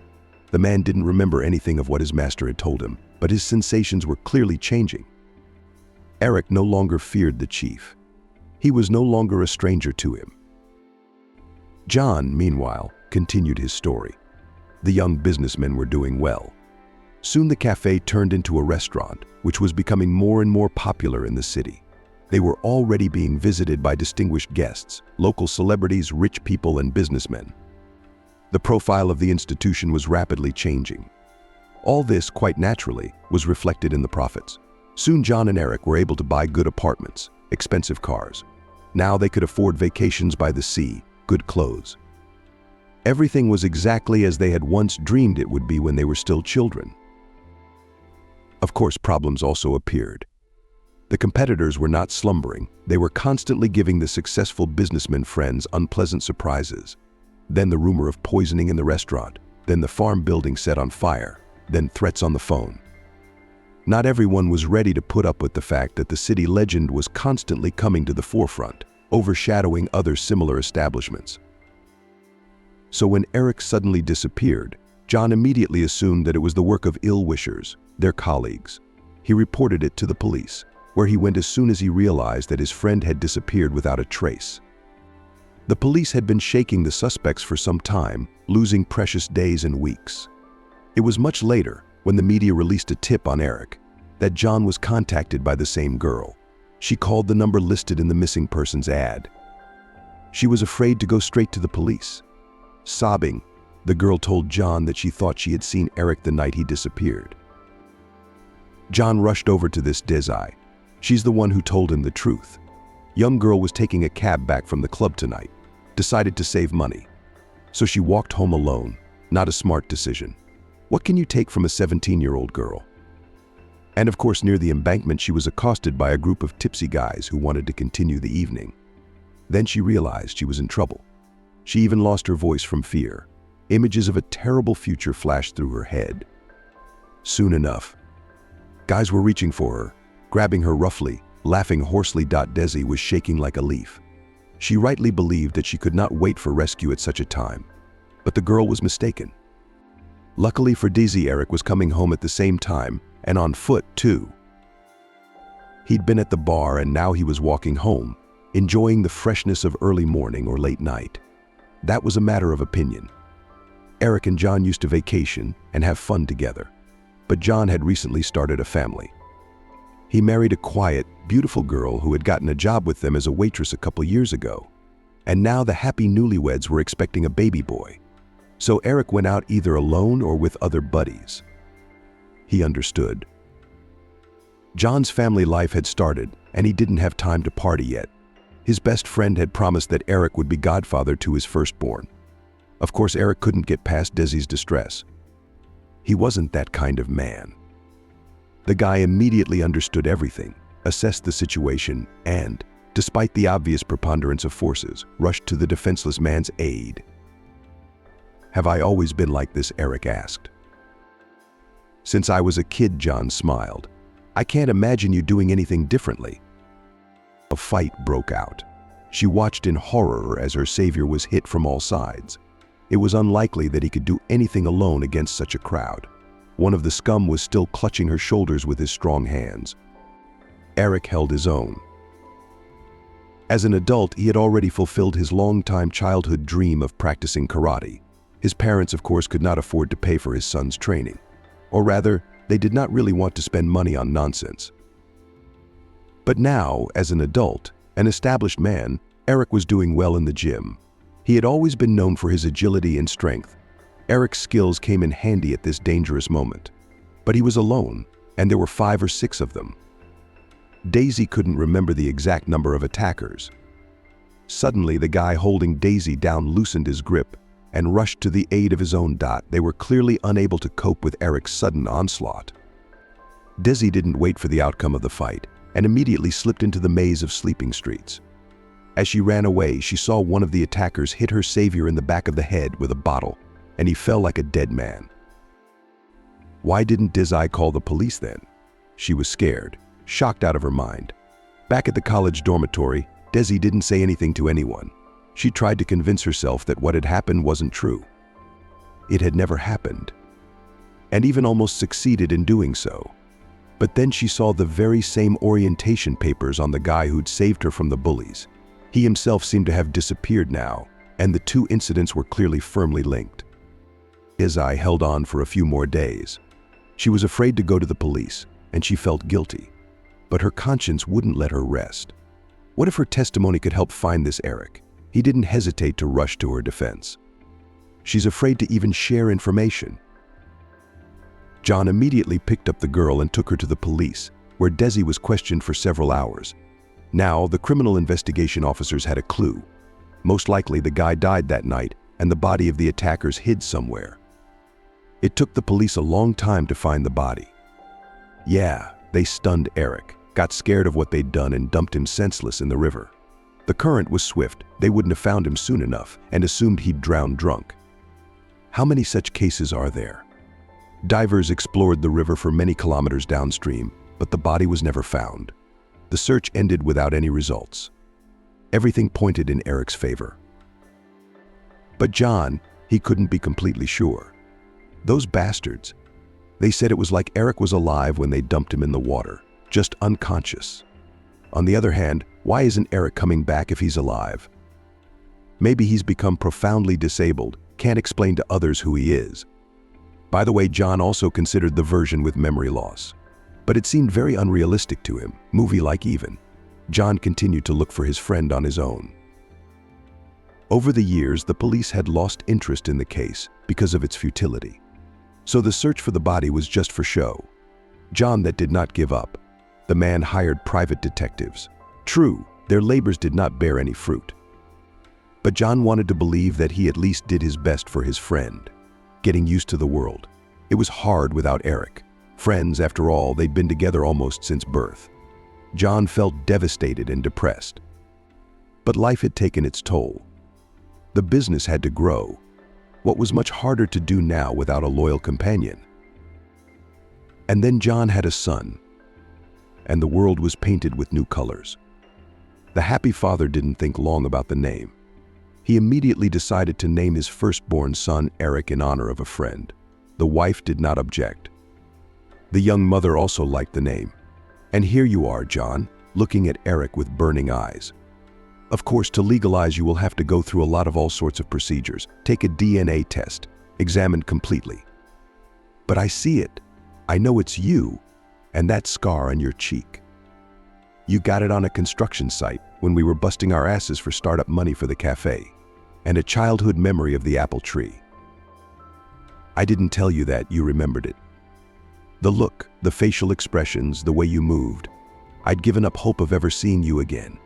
And then this is a miracle. Camping, sunny steps. Something unimaginable was going on in his head right now. John's story triggered an avalanche of memories. They rolled up first like sea waves on the shore, and then went in an endless stream. It was confusing, even frightening. Scraps of phrases, separate episodes, some names. Hearing a familiar phrase, John was alarmed. This campground was long gone. But before Eric's accident, they'd planned to celebrate his birthday there. Victor had been looking forward to the party, preparing, worrying about making sure the invitees liked everything, and returned. John looked at his friend with a smile. You're going to be the godfather now. I've taken my time with the affair, as I knew I would, with the Christinas, though my wife insisted. But only you were to be godfather, and now is the time. Peter leaned back in his chair and closed his eyes. He had stayed late at the office, reviewing the financial reports of his restaurants. He had a whole chain of them now. The numbers were encouraging. Business was booming, not entirely without problems. Of course, there are often various incidents that have to be regulated and cleaned up. It is a business. But in general, the restaurants were thriving, which of course could not help but encourage. Who would have thought it? Many years ago, Peter was starving. He dreamed of a portion of potatoes with a cutlet, a piece of chocolate cake, a glass of milkshake with foam. And now he's feeding half the city himself. Yes, life is a director. Now Peter is rich, really rich, big business, bank accounts. He can afford to travel anywhere in the world, expensive cars, clothes from famous designers. True, here are the trappings of a luxurious life. All this tinsel, not for him it. The main thing, the man now does not need help. He helps himself. It's so nice to be able to make someone a little happier. Peter regularly transfers money to foundations that collect money for the treatment of people, and of course, sponsors several orphanages. Most of these institutions are located in the capital of the country, where Peter has been living for more than 20 years. But the man does not ignore the orphanages in the countryside and has not left a small provincial town without attention. Dusty streets with broken sidewalks, weedy squares overgrown with weeds. There reigns desolation and tranquility. It's where Peter spent his childhood. A man often reminisces about his early years, sometimes intentionally, sometimes not. Pictures from the past sometimes rise up before his eyes by themselves. Peter does not chase these memories away. On the contrary, he likes to think about the fact that he was able to get out of the pit, to stand, to survive, to become strong. In addition, his own story does not let him forget that there are many boys and girls in the world who need support and attention. His children, his son and daughter, are already old enough to talk to them about serious things. Artem is in the 8th grade. Dasha is a year younger. Peter has long since told them about his life. At their age, he had a hard time. Children need to know that the world is not equally fair and kind to everyone. Both Artyom and Dasha are lucky. Everything comes easy to them, so to speak, by birthright. But this does not mean that others are doing the same. Son and daughter are well aware of how many underprivileged children there are in the world and empathize with these people, which especially pleases their father. Artyom still sometimes travels to orphanages with Peter. They see everything, know everything, and even created their own group and social networks to help orphan children. They collect clothes, toys. They're good guys. Peter was afraid of spoiling his heirs too much, and he didn't want his son and daughter to turn into soulless pro-lifers. Such a fate often awaits the children of wealthy parents. Peter had seen enough of such offspring. Permissiveness, indifference to other people's misfortune, confidence that the world revolves solely around them. What a sight. Peter did his best to make Artyom and Dasha grow up sensitive, empathetic, attentive, and he succeeded. They succeeded. His wife, Irene, supported her husband in everything. They have known each other for many years, almost all their lives. Irene also grew up in an orphanage. The girl was abandoned in the maternity hospital after she was born. Quiet, modest, unrequited, just like Peter. She was for a long time the object of cruel jokes for local leaders, a whipping girl, a person to assert herself, to take out her frustrations on. Peter was the same way. He tried not to run into the guys, lived in constant fear, and flinched at every rustle or loud sound. He became strong largely for her sake, for Irene's sake. He couldn't stand up for himself, but it was unbearable for him to see this quiet, big-eyed girl being hurt. They became friends with Irene. At first they played together, discussed problems and worries. Both of them had no one to share their joys and sorrows with, in each other. They saw attentive interlocutors, support and acceptance. Later, somehow imperceptibly, all this grew into romantic feelings. And then Peter's life changed abruptly. From the miserable orphanage with its gray, shabby walls, stinky mattresses and sticky porridge in the morning, he suddenly found himself in a completely different world. No, Peter wasn't adopted. He was a teenager at the time. Who wants one of those? People prefer to adopt cute little babies. That's not what happened. In general, Peter lived in a family until he was 9 years old, and it was a wonderful family. The man's heart still ached when he thought of his parents. It's a shame they can't see what their son has accomplished. It was a shame that Peter couldn't do something good for them. He has a lot of money now, and fulfilling his mother and father's dreams is not a problem for him. Dad kept talking about a new car because the old one kept breaking down. Mom wanted to go to the sea. She had been to the resort only once, and now she dreamed of repeating this trip. But they have been gone for more than 30 years. Peter and his family lived poorly, but they were never poor. They had a clean, cozy 2-room apartment in which the young heir allocated a whole room. There was an old car. On it my father took the whole family to the river, then in the woods. Those were wonderful trips, even if not to the sea. Peter never went hungry. Yes, sometimes there was not enough money for candy or ice cream, but there was always a pot of soup or roast in the refrigerator. Mom worked as a painter. Dad worked at the factory in the shop. We had enough money to live on. Peter didn't think about such things at all back then. He enjoyed life, a quiet, sunny childhood, socializing with his parents and friends. His mother and father never quarreled. At least Peter didn't remember it. They never raised their voices at their son, even if he had done something wrong. Parents always spoke to Peter as an adult, always explained the consequences of his behavior, told what can lead to excessive carelessness. Peter, in turn, tried not to upset them. He took care of his own and studied well, did not hooliganize. We have no one else, only us. And that is why it is important for us to take care of each other, to protect each other, his father told him. Peter liked such conversations. Their family seemed to him a friendly, close-knit team. Mom, Dad, him, they were a mountain for each other. It was wonderful to have that kind of support behind him. Peter learned that both his parents had grown up in an orphanage. Sometimes one of them would tell stories about those years. Peter listened to these stories with his mouth open. Mom and Dad's childhood was very different from his own. Indifferent teachers, angry children, a life of starvation. And no one, absolutely no one, cared about these boys and girls. Peter was glad that he lived with loving and understanding parents. Then the boy could not imagine that one day he himself would end up in an orphanage. He could not have dreamed of such a thing. He has a mom and dad, they love him very much. For complete happiness, grandparents are not enough. Many friends have them, and it is great to drink tea with grandmother's cakes, to go fishing with grandfather.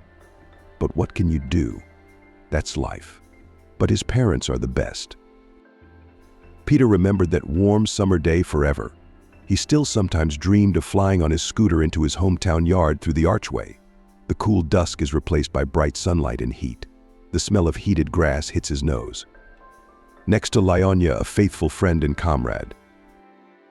They have been sitting at the same desk since the first grade. Lyonya laughs, talks about something. And Peter, he immediately notices the crowd of neighbors at his entrance, and his tiny heart shrinks with misgivings. Peter still could not understand how he, 9 years old, at first sight, then guess that his parents are in trouble.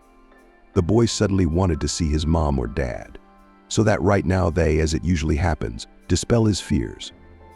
But his parents had gone to the village in the morning to buy meat. They often went to the local farm. Products that were fresh, real, useful, so said Mom. So today they went. Peter often went with them, and he liked these mini vacations. You sit in the back seat, look at the road, and there are all fields and hills, a picturesque sight.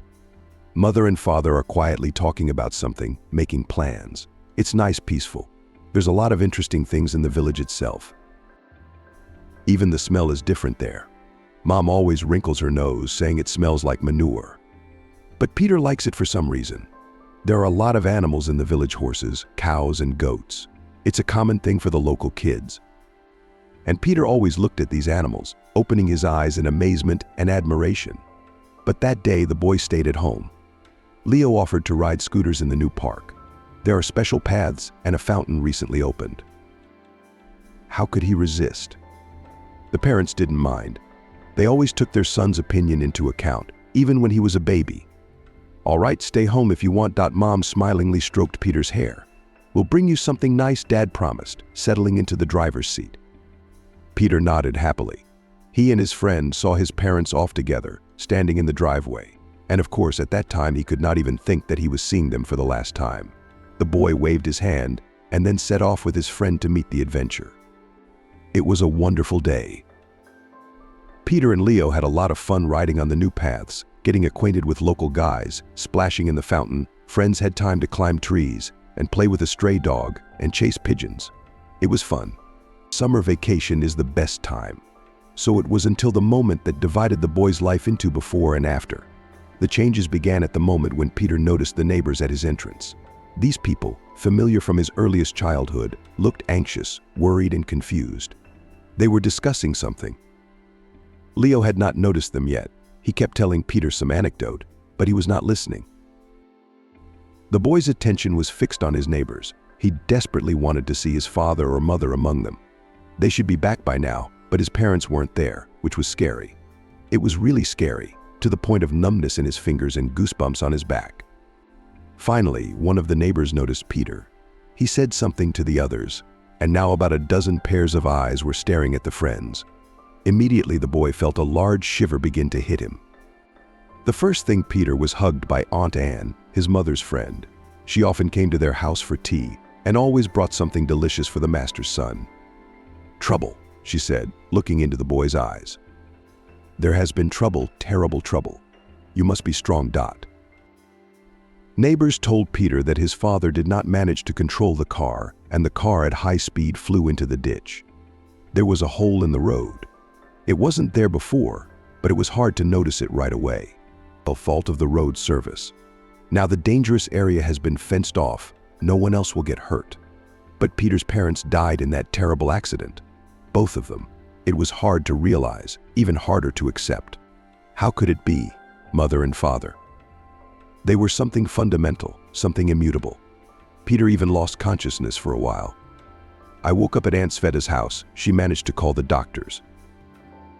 The doctors came and gave the boy some kind of injection. Everyone looked at Peter with sympathy, stroked his head, hugged him. It made it even more frightening.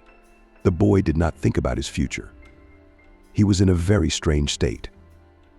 Everything around him suddenly faded, somehow slowed down. Peter saw the world as if from the outside, as if he was just an observer, not a participant of this life. The neighbors took care of the funeral. Peter stayed with Aunt Sveta. He didn't want to go home. It was frightening to enter an empty apartment where Mom and Dad were gone. Aunt Anne sent her little ones to her mother-in-law for a while. And at work she must have taken time off, because Aunt Anne was always near Peter, did not leave him for a minute. Aunt Anne often cried when she thought the boy couldn't see or hear her. Next to Peter, she tried to speak in a cheerful voice, even smiled. It looked unnatural. The boy did not go to his parents' funeral. Only friends and neighbors saw them off on their last journey. Peter had a hysteria the night before. He screamed, sobbed, convulsed, which incredibly frightened not only Aunt Sveta, but also himself. The boy would have liked to calm down, but he just couldn't. They took him to the hospital, gave him some pills, gave him a few shots, and everything around him became unimportant. Peter lay on the bed and looked up at the white hospital ceiling. Not a very exciting thing for a boy to do. But it didn't seem so at the time. A few days passed. The boy seemed to come to his senses. Neighbors were allowed to visit him in the hospital courtyard. The boy sat on a bench between Aunt Anne and Aunt Rita. Both had their arms around his shoulders. Opposite stood more people from their home. All of them were sad, even gloomy. "You'll have to live in an orphanage for a while, won't you?" the aunt finally said. Anne's voice trembled. "We'll visit you," Aunt Mary added immediately. Peter shuddered. Up to now, he had not thought about where and with whom he would live. It was too much to think about at once. But now, when he heard the phrase orphanage, he was startled and frightened. How could it be? His mom and dad had grown up in an orphanage. They spoke many times that their son was very lucky to be born in a family. And now he would have to go to an institution like this. Tears came to the boy's eyes. He tried to force them inside, but nothing worked. Neighbors calmed him down, promised to come to visit him, and even take him for the weekend, if the management of the orphanage would allow it. But Peter understood then, at his age of 9, sitting on a bench in the hospital courtyard, he realized that now he was alone, all alone. No more of their wonderful team.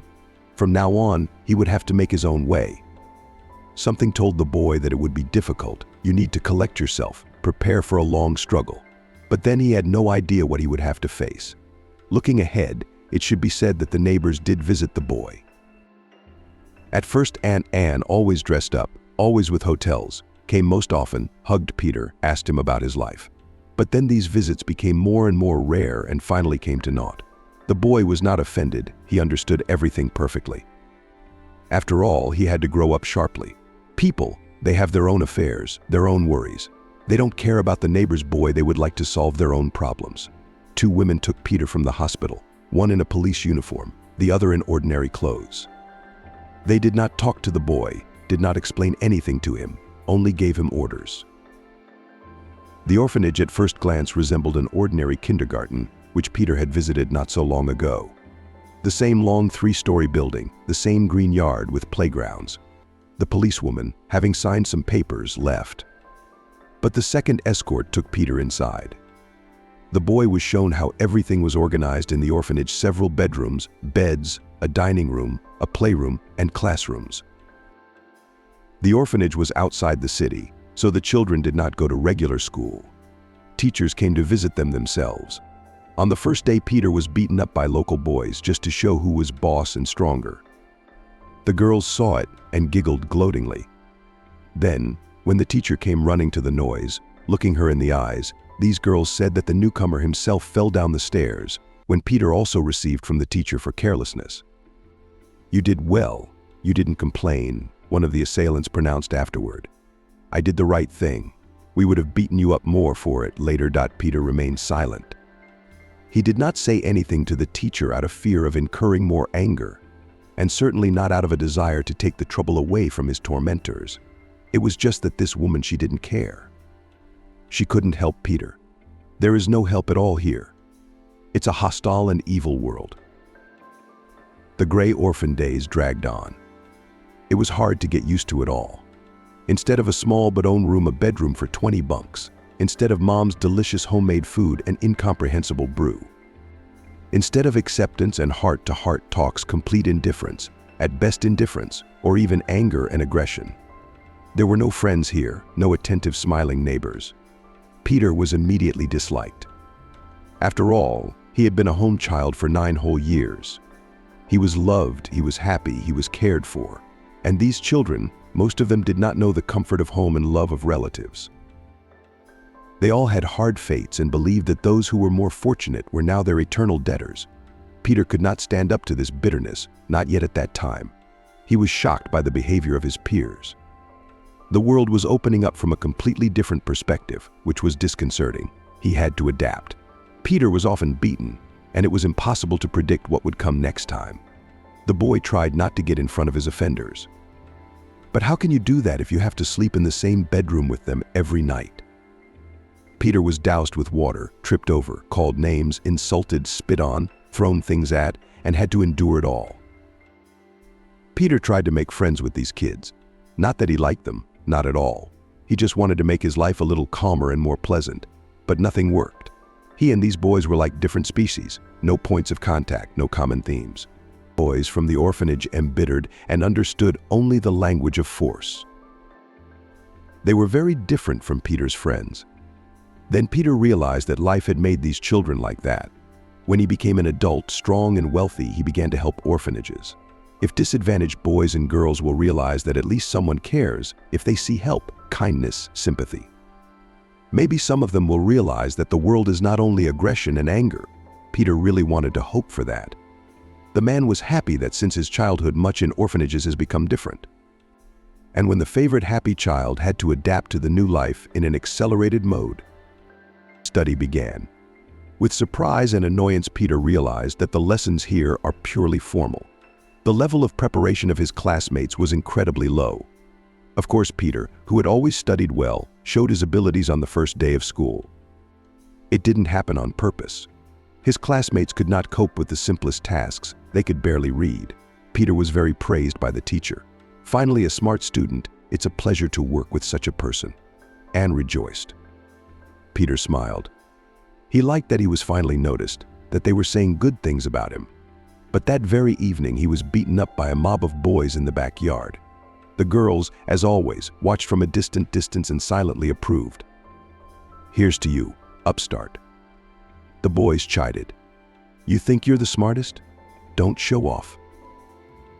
Peter was hurt, offended, scared, but he learned his lesson well. He no longer shone with his knowledge in class, kept silent, made mistakes in tests on purpose, just so that he would no longer be praised, just so that he would not stand out. Irene was a classmate of Peter's. She was not a member of any group of girls. She was friends only with the same quiet girls that she was. These girls often became the objects of cruel jokes of their peers. Boys did not touch them, usually preferred to deal with the guys. But Peter quickly realized that girls can sometimes be even more cruel than boys. They invented such insults for Irene and her friends that the others' ears perked up.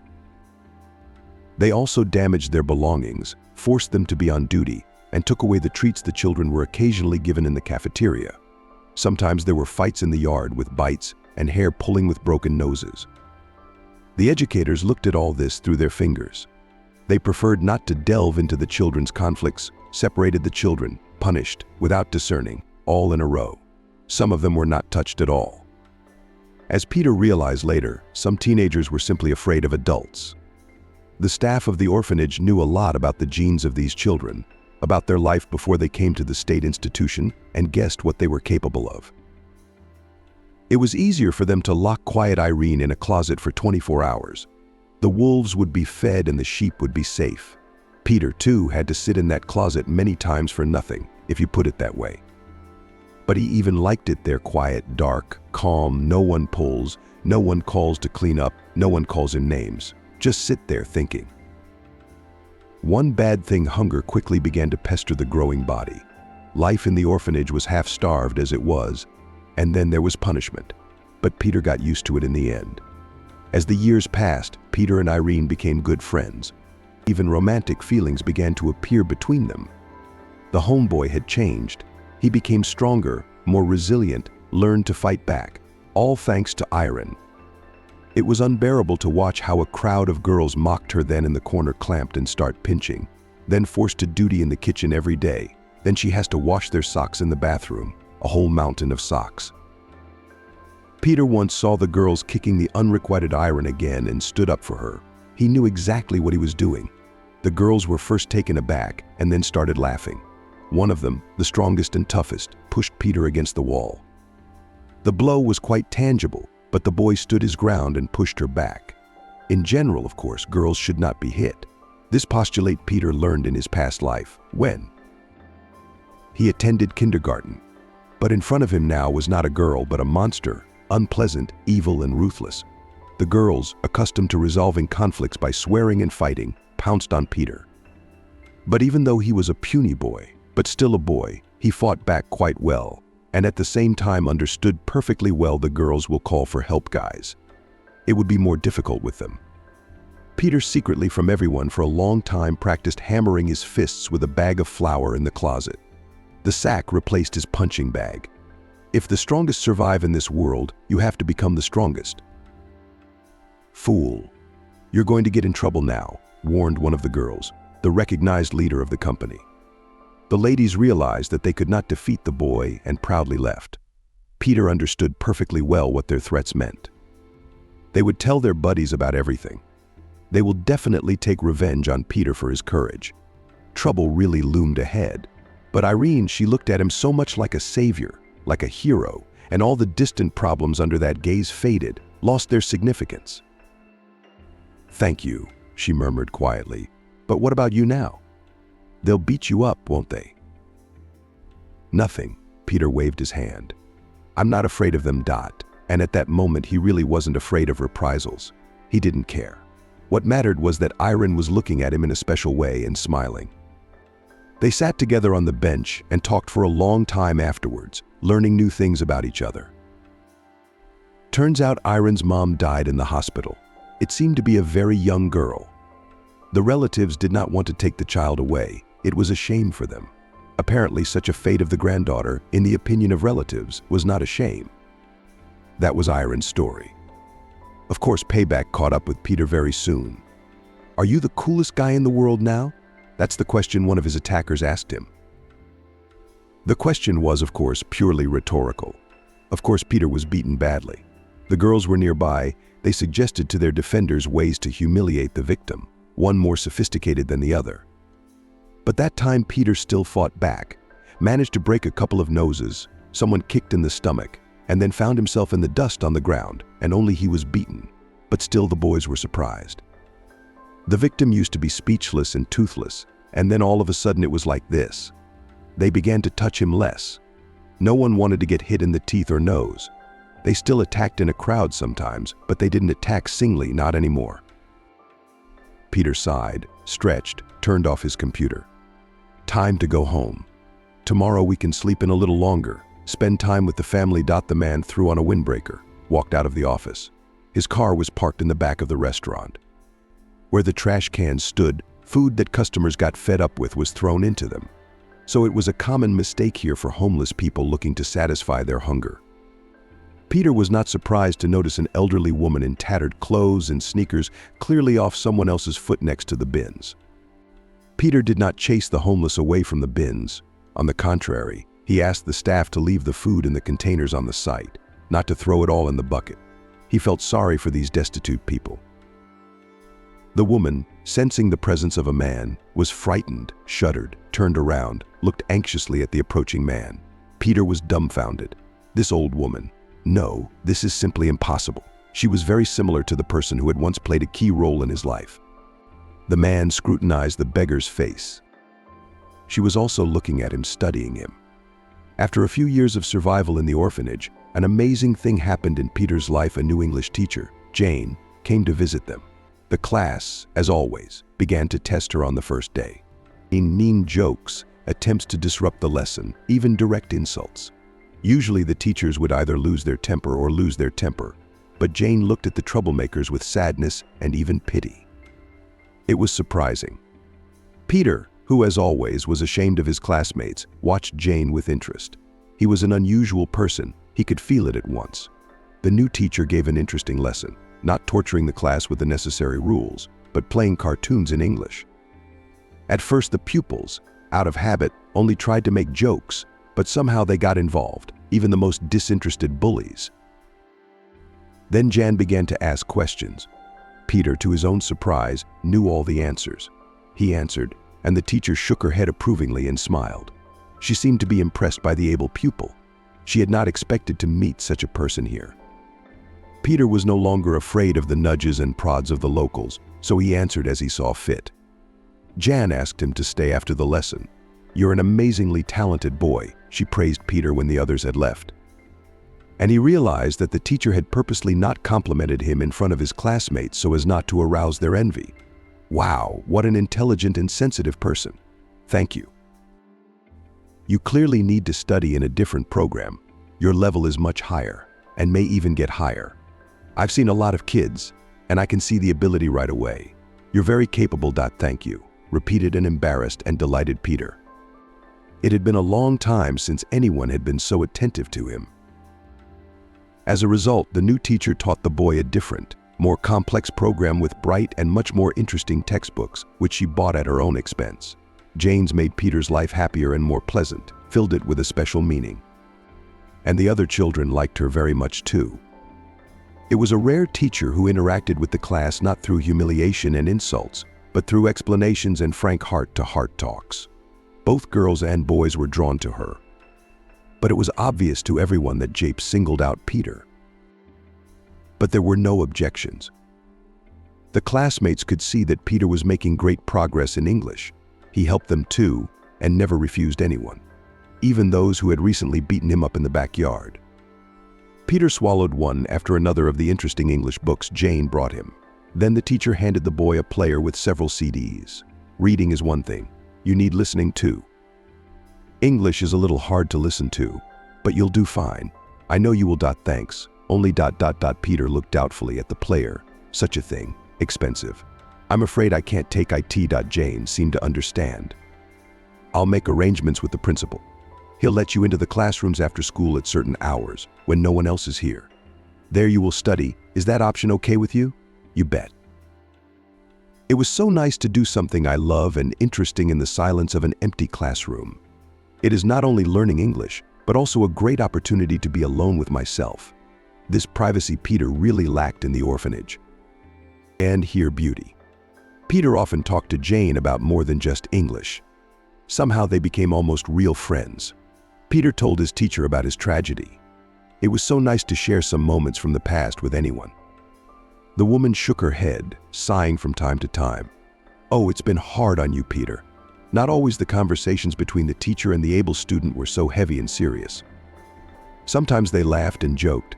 Sometimes they discussed the news. Sometimes they argued. And sometimes they were happy to find that they agreed. It was all interesting. Irene liked Jane too, but she was shy of the teacher. A girl of that age in general was afraid of everyone and everything. Peter saw that life in the orphanage had a negative effect on Irene. Kind and sensitive by nature, she could not withstand the pressure. At least now Irene has him, Peter. He'll take no offense. One day Jane suggested that Peter take part in a regional competition. He had to write an essay in English, decorate it with drawings and send it to another city. Why, you have a great imagination. Your knowledge of the language is at a high level. Everything will work out for you. Well, I don't know. Peter hesitated. Who was he? A boy from the orphanage. And the other children are home. They go abroad and tutor. How can he compare to them? I know, Jane said confidently. You'll do fine. What should I write about? The theme is summer vacation. Describe the perfect day of your happiest vacation. I think that'll do it. Peter thought for a moment. He knew right away what kind of day he would write about. Mom and Dad were still with him then. They both had the day off. They got up early, got in the car early, and drove into the woods to get mushrooms. That day they saw a wild deer up close and personal. It jumped out on the road, gave the people a worried look, even trembled. And then suddenly, as if it realized that these people are not dangerous, some inner instinct guessed and just went about his business, began to nibble grass, giving himself to admire. It was a real miracle. All three of them froze, watching the cute animal. Then there was a wonderful picnic in the woods. Mom made her specialty pies with onions and eggs, which Peter loved so much. We picked a lot of mushrooms. In the evening, Dad fried potatoes with them. As a result, the new teacher taught the boy a different, more complex program with bright and much more interesting textbooks, which she bought at her own expense. Jane's made Peter's life happier and more pleasant, filled it with a special meaning. And the other children liked her very much too. It was a rare teacher who interacted with the class not through humiliation and insults, but through explanations and frank heart-to-heart talks. Both girls and boys were drawn to her. But it was obvious to everyone that Jape singled out Peter. But there were no objections. The classmates could see that Peter was making great progress in English. He helped them too, and never refused anyone, even those who had recently beaten him up in the backyard. Peter swallowed one after another of the interesting English books Jane brought him. Then the teacher handed the boy a player with several CDs. Eating is one thing, You need listening too. English is a little hard to listen to, but you'll do fine. I know you will. Thanks. Only ... Peter looked doubtfully at the player. Such a thing. Expensive. I'm afraid I can't take it. Jane seemed to understand. I'll make arrangements with the principal. He'll let you into the classrooms after school at certain hours, when no one else is here. There you will study. Is that option okay with you? You bet. It was so nice to do something I love and interesting in the silence of an empty classroom. It is not only learning English, but also a great opportunity to be alone with myself. This privacy Peter really lacked in the orphanage. And here beauty. Peter often talked to Jane about more than just English. Somehow they became almost real friends. Peter told his teacher about his tragedy. It was so nice to share some moments from the past with anyone. The woman shook her head, sighing from time to time. Oh, it's been hard on you, Peter. Not always the conversations between the teacher and the able student were so heavy and serious. Sometimes they laughed and joked, sometimes they discussed the news, sometimes they argued, and sometimes they were happy to find that they agreed. It was all interesting. Irene liked Jane too, but she was shy of the teacher. A girl of that age in general was afraid of everyone and everything.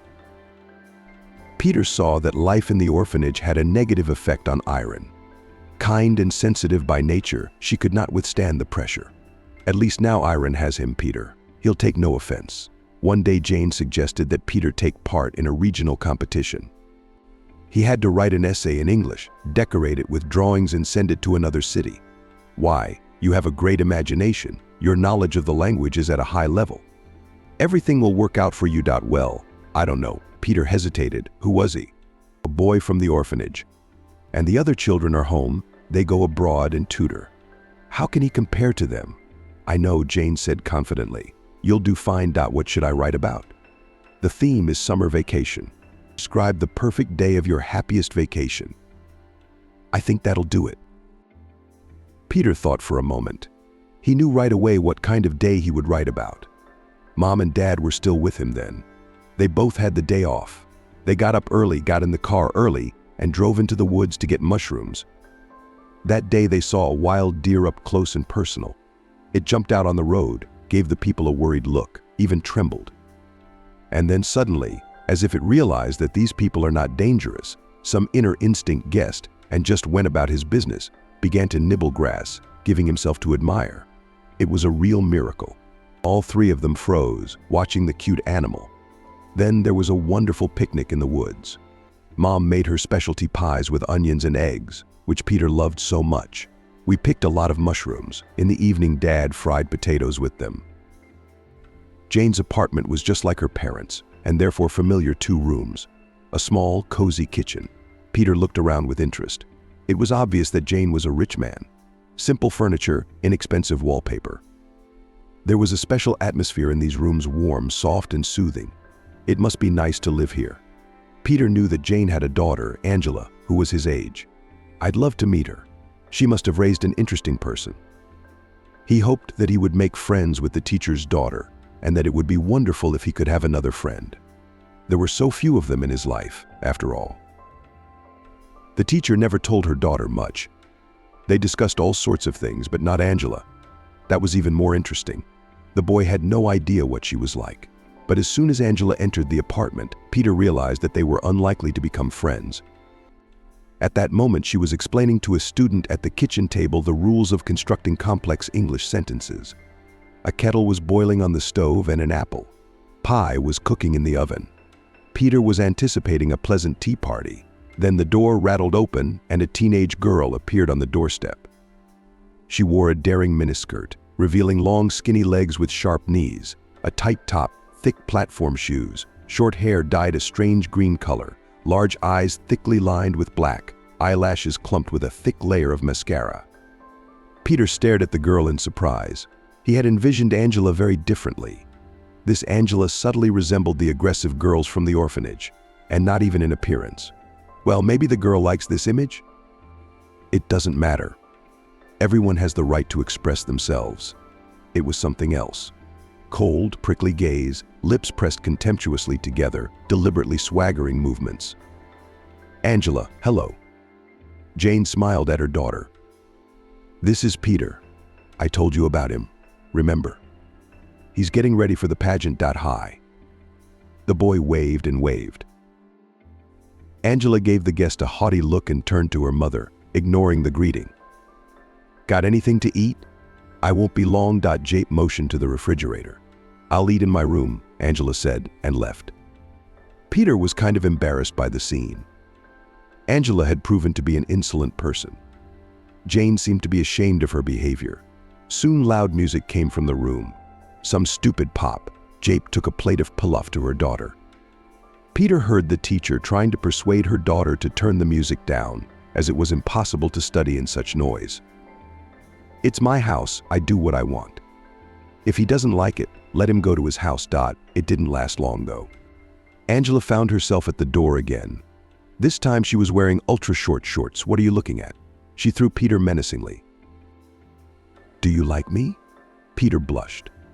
Where are you going? When are you coming back? Jane perked up. She didn't let go of a single remark about her daughter's appearance. Yes, and that, from the looks of it, would have been simply useless. None of your business, replied the girl rudely and slipped out from behind the door. Well, now we can get on with the class. Jane smiled sadly. Why? Why is she like this? The startled Peter could not resist asking. After a moment he realized that such talk might be unpleasant to people Sergeyevna. And the teacher sighed sadly, sat down opposite him. You're already big, you understand a lot. I just failed to cope with the upbringing of my daughter.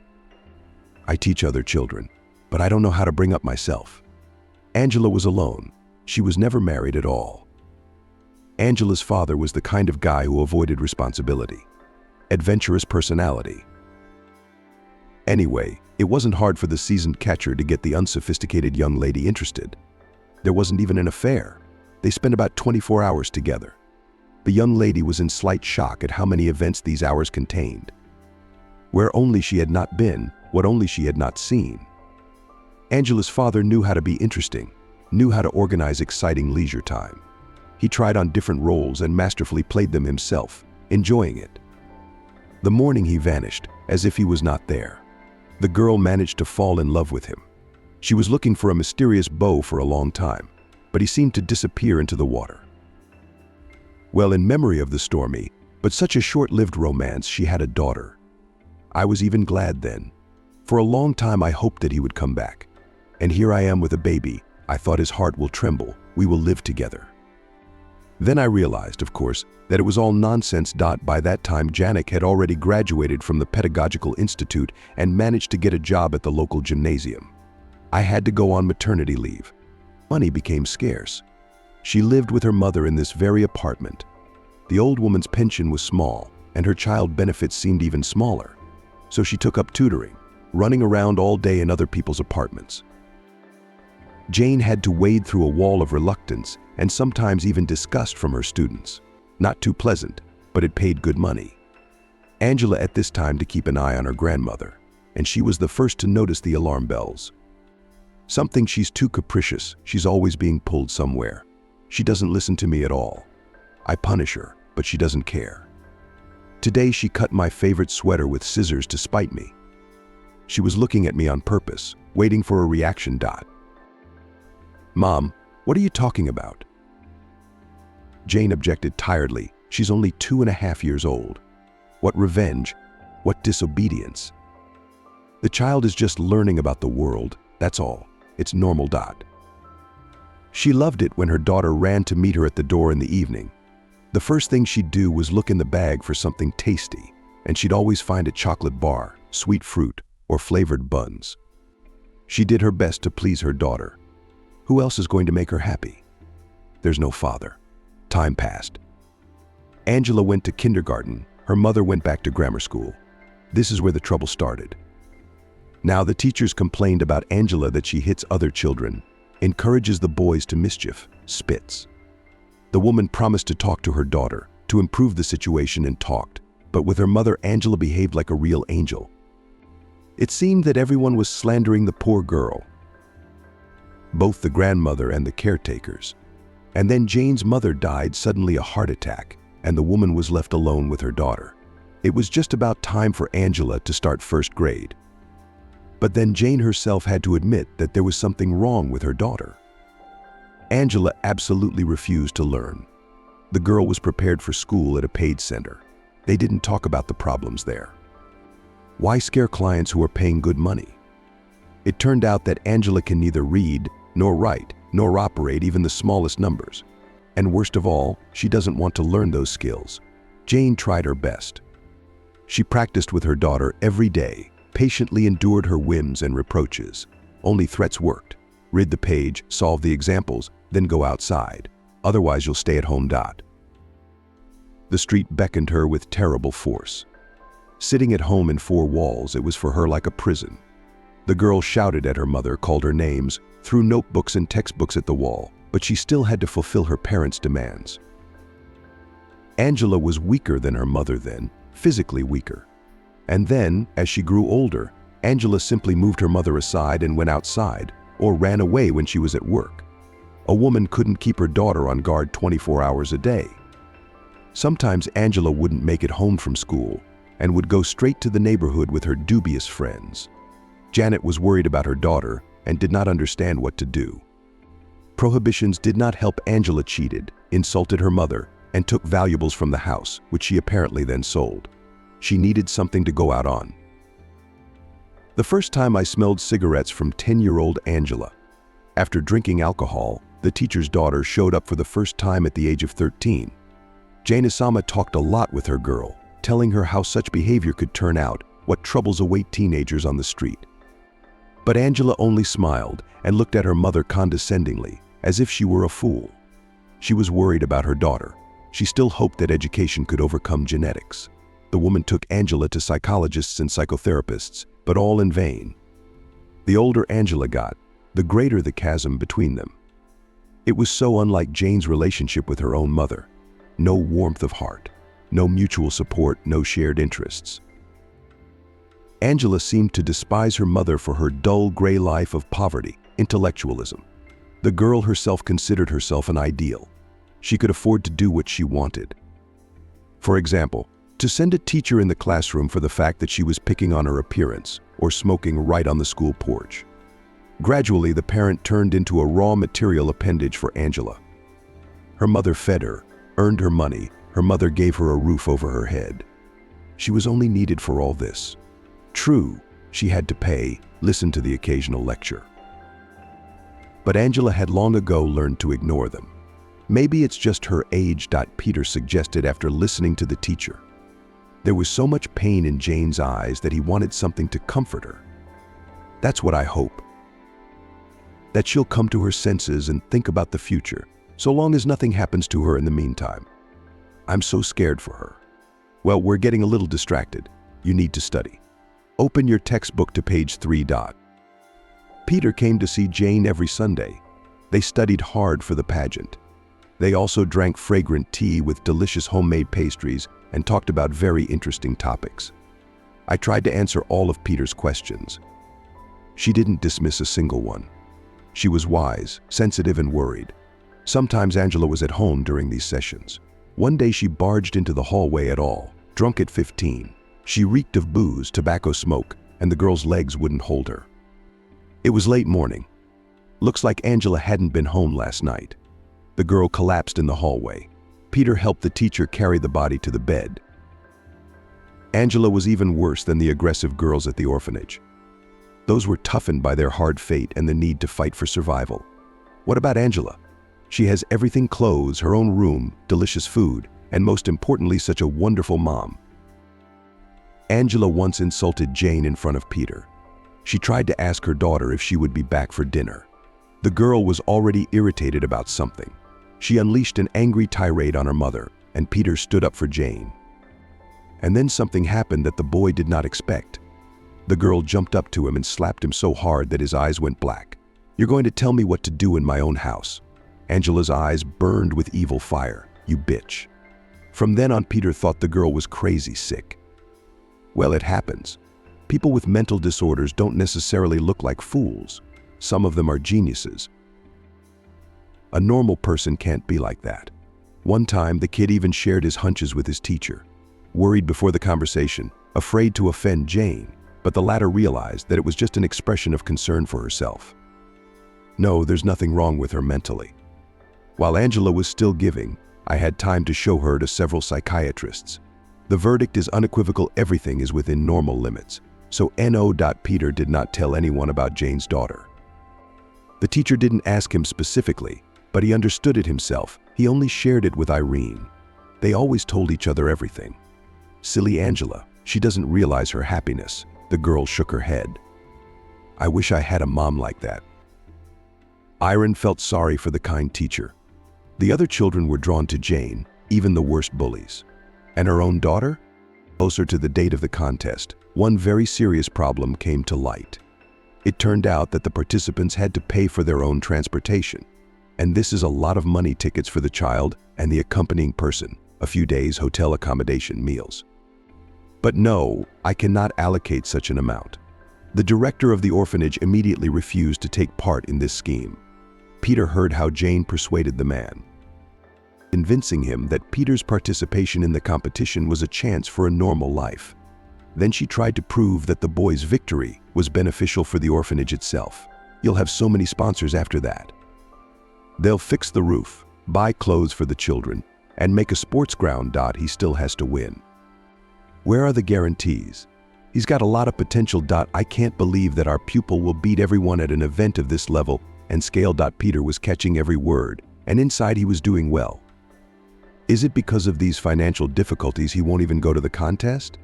It turns out that he practiced, tried, and hoped for nothing. The boy had a dream goal, and now he felt as if the ground had been knocked out from under his feet. Peter saw how hard his teacher was working for him, looking for money. He was very grateful to her for that, but he had already resigned himself to the fact that nothing was going to work out for Jane. It was obvious, but still she found the money. One morning, before school started, the teacher herself approached Peter. The boy was usually the earliest to get to class. He liked this quiet time in the morning, standing at the window, looking out at the street, while others bustle about before the next school day. We're going, Jane, Peter said with shining eyes of joy. She took out a loan. The payments were exorbitant for her, but she decided to go for it. The boy went to Jane's on Sunday, as usual. He hoped he wouldn't see Angela today, but she was home. She broke the news of the loan to him and rebuked him. He realized he had to be first, and the kid won that contest. Standing on the stage in the spotlight, he felt no excitement. His mind was clear and bright. He had a difficult subject. You could say he was unlucky. But Peter coped. He gave such a monologue that the whole hall applauded him for a long time. The results were to be announced the next day. Jape was worried. Objectively, you were the best, but you can't be sure. And yet one can't rule out black connections. Peter was not among the laureates. They announced third place. Not him. Second place, not him again. James looked hopefully at the stage. Peter was already convinced that it hadn't worked out. And then the host called his name and surname. The hall filled with applause. He returned to the orphanage, where he was greeted as a winner should be greeted. Irene even cried tears of joy, and Jape was generally overjoyed that everything had worked out. Soon people from the boarding school for gifted children came to pick up Peter.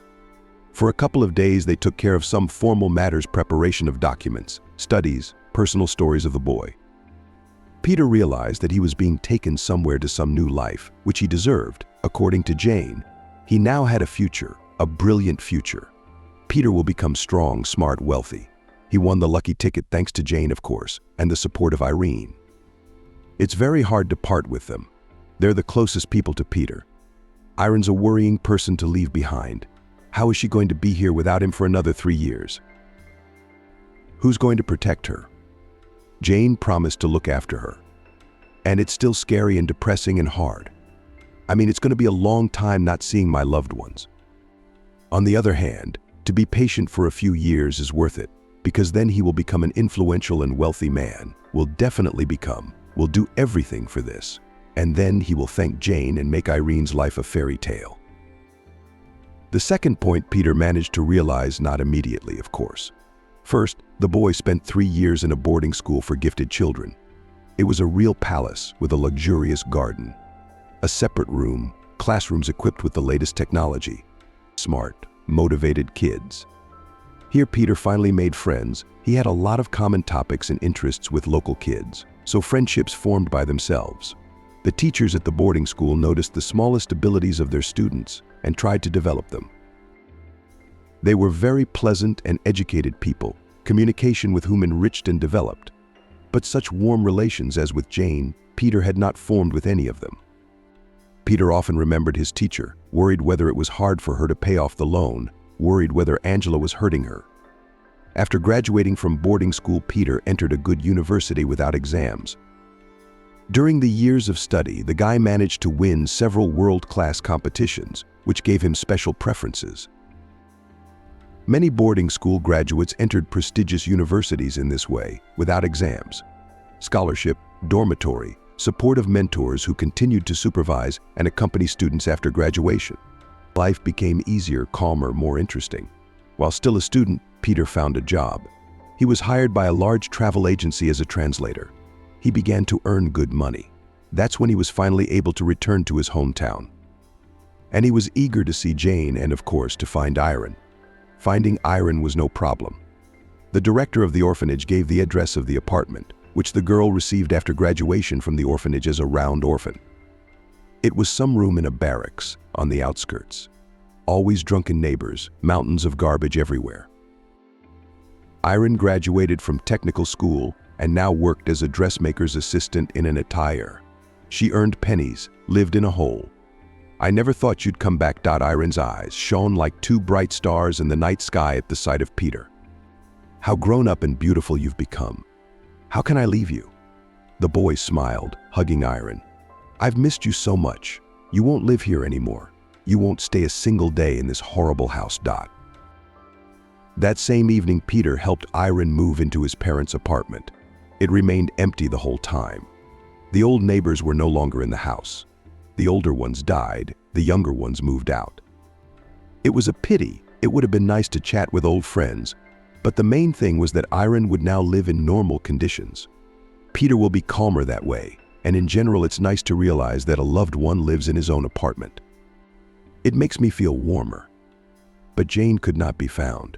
Her apartment was now occupied by new tenants. "The owner sold it to us 2 years ago," said a woman in a robe, who opened the door to Peter. "They moved somewhere with their daughter to the country, I think. I don't know the details, and I don't need to know."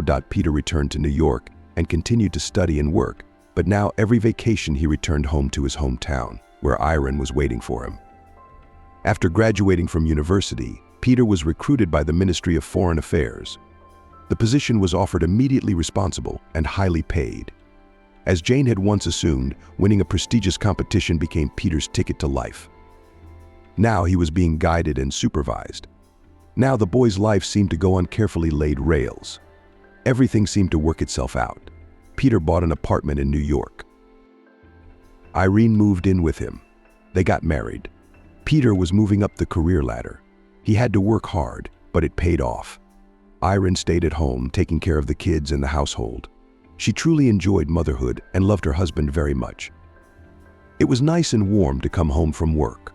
The man made several more attempts to find Jane, but in vain. Her traces were lost after moving out of her old apartment. Too bad, because Peter wanted to thank her so much again, wanted so much for her to see what he had accomplished. All her efforts were not in vain.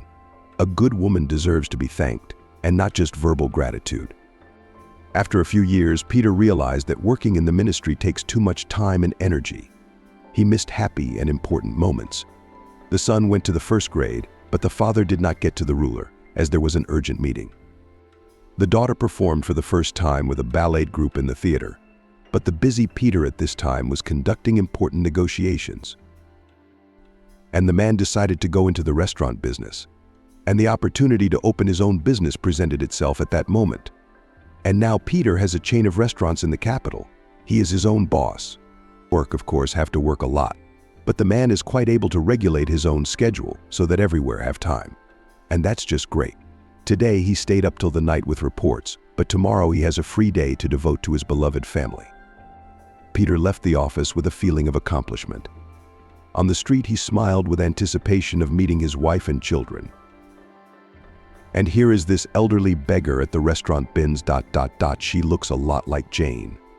That resemblance is frightening, but the woman at the gully certainly can't be her. The teacher has a place to live, and she had a job, which means she has a pension. Hello, Peter. The woman smiled sadly. Is this how you've grown up? Handsome, mature, strong, just like you dreamed. Jane. Still not believing what was happening, Peter asked again. The woman nodded her head. Peter invited her into his office. On the way, they both expressed their joy at the chance meeting, each in their own way. She smiled warmly and a little embarrassed. Peter, on the other hand, talked excitedly about his life and how long he had been looking for her. Finally, they were in Peter's office. It was beautiful and cozy. The man gestured Jane to sit down on a comfortable sofa in the corner, which was put in the office especially for visitors. Then the man himself made coffee for the guest, put in a plate of cookies, which were also intended for visitors. Usually the guests were taken care of, Lena's secretary, but at a time like this she was of course long ago at home. It's late afternoon. It's just amazing that we've met. I've been thinking about you so much, looking for you for so long. I wanted to see you. I wanted you to know the places I've seen because of you. Thanks to yourself, the old woman corrected, looking at Peter with pride. Talented, persistent, hardworking. It was all of this that gave the result. You understand perfectly well that if it weren't for you, I don't know what I would be now. A good man. You'd still be here without me and you'd still be a success. Maybe not so soon. Of course, kids like you, with a backbone, you can tell. You can trust me. I'm experienced. But why you? Peter hesitated, trying to find the words. How did you end up in this position? You must be in need. You can see I've become an old beggar. And speak plainly, Jane sighed. It was obvious that she was uncomfortable in front of her former student, ashamed that he saw her like this. Tell me. All right, Jane nodded. It's a long story, and I can't say I'm surprised by the ending. It was coming. After Peter was taken away to a boarding school for gifted children, she started having a lot of trouble with Angela. The 15-year-old girl now often spent the night with no one, and no one knows where, coming home the morning or even several days after she went missing. Sometimes she was brought by the police, to whom the unhappy mother asked for help. The girl is a minor. Exhortations, threats, heart-to-heart talks, everything went nowhere. She tried to lock her daughter up when she went to work, because she could not work. You have to live with your daughter on something. But the freedom-loving person once snuck off over the balcony, tied some sheets together and rappelled down to the ground from the 4th floor. When she found out about it, she stopped locking up her daughter, because it's just plain dangerous. What if Angela had lost her temper? The daughter now spoke to her mother only in profanity. All of Jane's valuables, jewelry and appliances were missing from the house. While the woman was away, someone even took out the washing machine once. Liusa needed money to drink, to go to the bars that attracted her so much. It seemed that the girl saw no other joys in her life. Although Japé tried to instill in her from childhood a love of beauty, to books, trips to the theater, learning new things. In everything that happens to her daughter, Jay partly blamed her bad company. They were teenagers, marginalized from dysfunctional families. They didn't study, they didn't work. I saw the representatives of this society.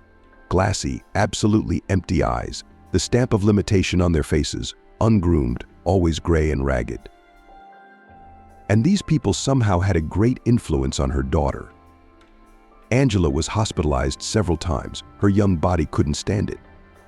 Doctors said that if the teenager continued in the same way, the consequences could be fatal, so she decided to take drastic measures to take her daughter to the country. Yes, sell the apartment and buy a house in a remote village, far away from civilization. Fresh air, physical labor, breaking old ties. Yes, and the change of scenery itself, all this, according to the desperate mother, should bring Angela to her senses. It was hard, just like that, to break away from the forced place, to leave everything and sell the apartment. And there was no guarantee that Angela would get better. I had to try. I had to do something. Did you take her to the doctors? Oh, of course I did. Once I even managed to put her in a clinic, but she ran away from there, and then she refused to see specialists at all. Everything suited her. She didn't think she was sick. You can't carry a girl like that around on a horse. Angela was furious when she learned her mother's decision. At first, she refused to go with her to the village, so she went to the new place alone. The woman was at a loss. She had only made the move for her daughter's sake, but she had found a way out and stayed in the city, living with someone from her own company. So Jane's move backfired. The mother herself pushed her daughter to get even closer to these people. But then Angela came back. Angry, thin, wrinkled, she was rapidly turning into the people she so loved to spend time with. Soon Angela's old friends began to visit the village. Sometimes the girl herself traveled to them in the city. 150 kilometers, it turned out that it was not such an insurmountable distance. The straying continued. Moreover, sociable Angela and in the village found a similar company. There was a house so overgrown, piled with garbage, with a garden and a leaky roof. In it lived a woman with 5 small children from different fathers. Maybe the lady herself did not know who her children were from, as she was almost always drunk. The house was the scene of endless parties, in which Angela took part with pleasure. Then one day she noticed that her daughter had a rounded belly. Angela was expecting a baby. Yeah, what's the big deal? Her daughter shrugged her shoulders when her mother shared her suspicions with her. I turned 18 a long time ago. I have the right dot. And who's the father? Is the father one of ours from the village? Urban, but only, to be honest, I don't remember his name well. We met at the club. To be honest, I can hardly even remember what he looked like. Well, it's just like you used to be. Doesn't it remind you of anything? Her mother clutched at her heart, and Angela smiled happily. She always liked to shock her mother. Even when she was pregnant, Angela was still living her usual lifestyle, drinking, smoking, disappearing from the city to the village house. Her mother's requests to stop drinking did not affect Angela. It seems that she was completely indifferent to the fate of her own child. None of your business, Dot, that's all she heard in response to her exhortations.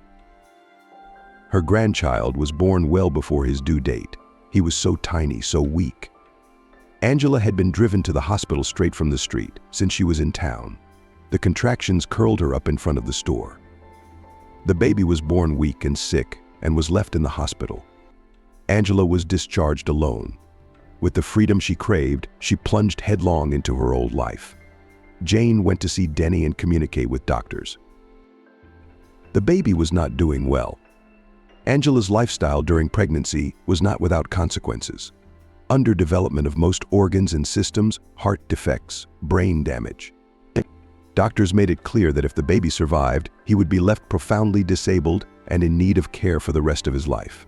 But life was unlikely to be long either. Doctors unanimously advised giving up the crumb. But how was it possible to abandon to the fate of this touching, pale baby with expressive eyes? He already recognized Jane, looked at her, tried to smile at his grandmother. True, Angela at one time was determined to write waivers on her son. Why do I need him, an invalid? All the more I will give birth to another healthy Dot. And then Angela suddenly changed her mind. She said that, of course, she would take Denny home. As it turned out later, a friend with many children put the young mother's brains in place. The same lady in whose house the village drunkards used to hang out. Children are entitled to allowances, and for the disabled it's even larger sums. That's all it was. Having a baby didn't change Angela's lifestyle. She became an even more popular lady in certain circles. The woman did not blame herself for what happened to Angela. She knew that she gave her daughter enough time and did everything to make her grow up decent. It didn't work. Now she was taking care of Denny, treating him, developing him, traveling with the baby to doctors. Of course, people, including doctors, wondered where the child's mother was, why his upbringing was being handled by his grandmother. She lied to everyone, saying that her daughter was working so that her son had everything he needed. And she, the grandmother, seemed to only help the young mother of a disabled child. No, the woman was not ashamed of her daughter's behavior. She hadn't been afraid of people's judgment for a long time. She was afraid of something else. Angela could be deprived of parental rights, and Denny would go to boarding school. It is unlikely that he will be left to his grandmother. And the conditions in their house are not so good, and the age for guardianship is already old enough, and the income is meager, so they've been scraping by. And then Angela brought home her husband, a grown man with red, cloudy eyes from constant drinking, and announced that he would live here from now on. She thought that it couldn't get any worse and harder for her. But she was wrong. This Andrew had made her existence a living hell. He immediately felt like the master of someone else's house. Andrew dashingly emptied the refrigerator, not caring to fill it. He didn't care if the old woman used her last money to buy fruit or milk for Denny. The man never cleaned up after himself, swore loudly at Angela and Jane if something was not to his liking. Sometimes he even got handsy, and now they had a bunch of Andrew's friends over to their house. It was unbearable. All night long the young people were buzzing in the kitchen. Mats, loud laughter, swearing, cigarette smoke all over the house, the clinking of glasses. Sometimes even fights broke out. I couldn't leave. How could I leave Denny with them? Japama jinxed at the sudden return of the tears. He loved me. I was his only hope, and I put up with all this for him. I would have run away a long time ago. As a matter of fact, that's what I did when Denny died. The disabled boy had been given a short life. From the very beginning, the disease had taken its toll. Every day the boy grew weaker, thinner, more and more indifferent to what was happening. Nothing pleased him, nothing worried him. Japeligla went with him to the hospital. At first they were in the ward together, then the child was transferred to the intensive care unit. That was it.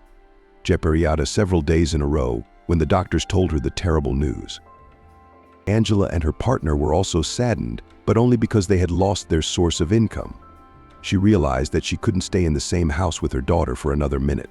It's some kind of alien, scary, heartless creature. It ended with the grandmother fleeing to the capital and trying to survive on a paltry sum. Peter shook his head. What he had heard did not fit in his head. Jane is a kind, caring person, a talented teacher in lives like this. My heart squeezed with pity for this bright person. The teacher didn't deserve such a fate. But now everything will be different for her. Believe it or not, Peter began suddenly, but I was looking for you. I've been looking for you for a long time, just to thank you, and now I've found you. You'll have your own apartment now, cozy, clean, just like it used to be. If your pension isn't enough to live on, you'll work part-time as a tutor? You're a great teacher, you love your work, and your knowledge is useful to people. I have friends whose school children need extra tutoring. They'd thank me 100 times over for a tutor like you. And they will pay well. In this, do not even doubt. I hate to put you through this, Peter. Consider it a debt of gratitude. It must have been hard for you to pay back that loan you took out to send me to the pageant. And me? It's really not worth it to me right now. I'm just glad. I also need to introduce you to my children. And you know my wife. She'll be very happy to see you. She smiled as she looked at her former student. Yes, I'm looking forward to seeing your children too. I'm so happy for you.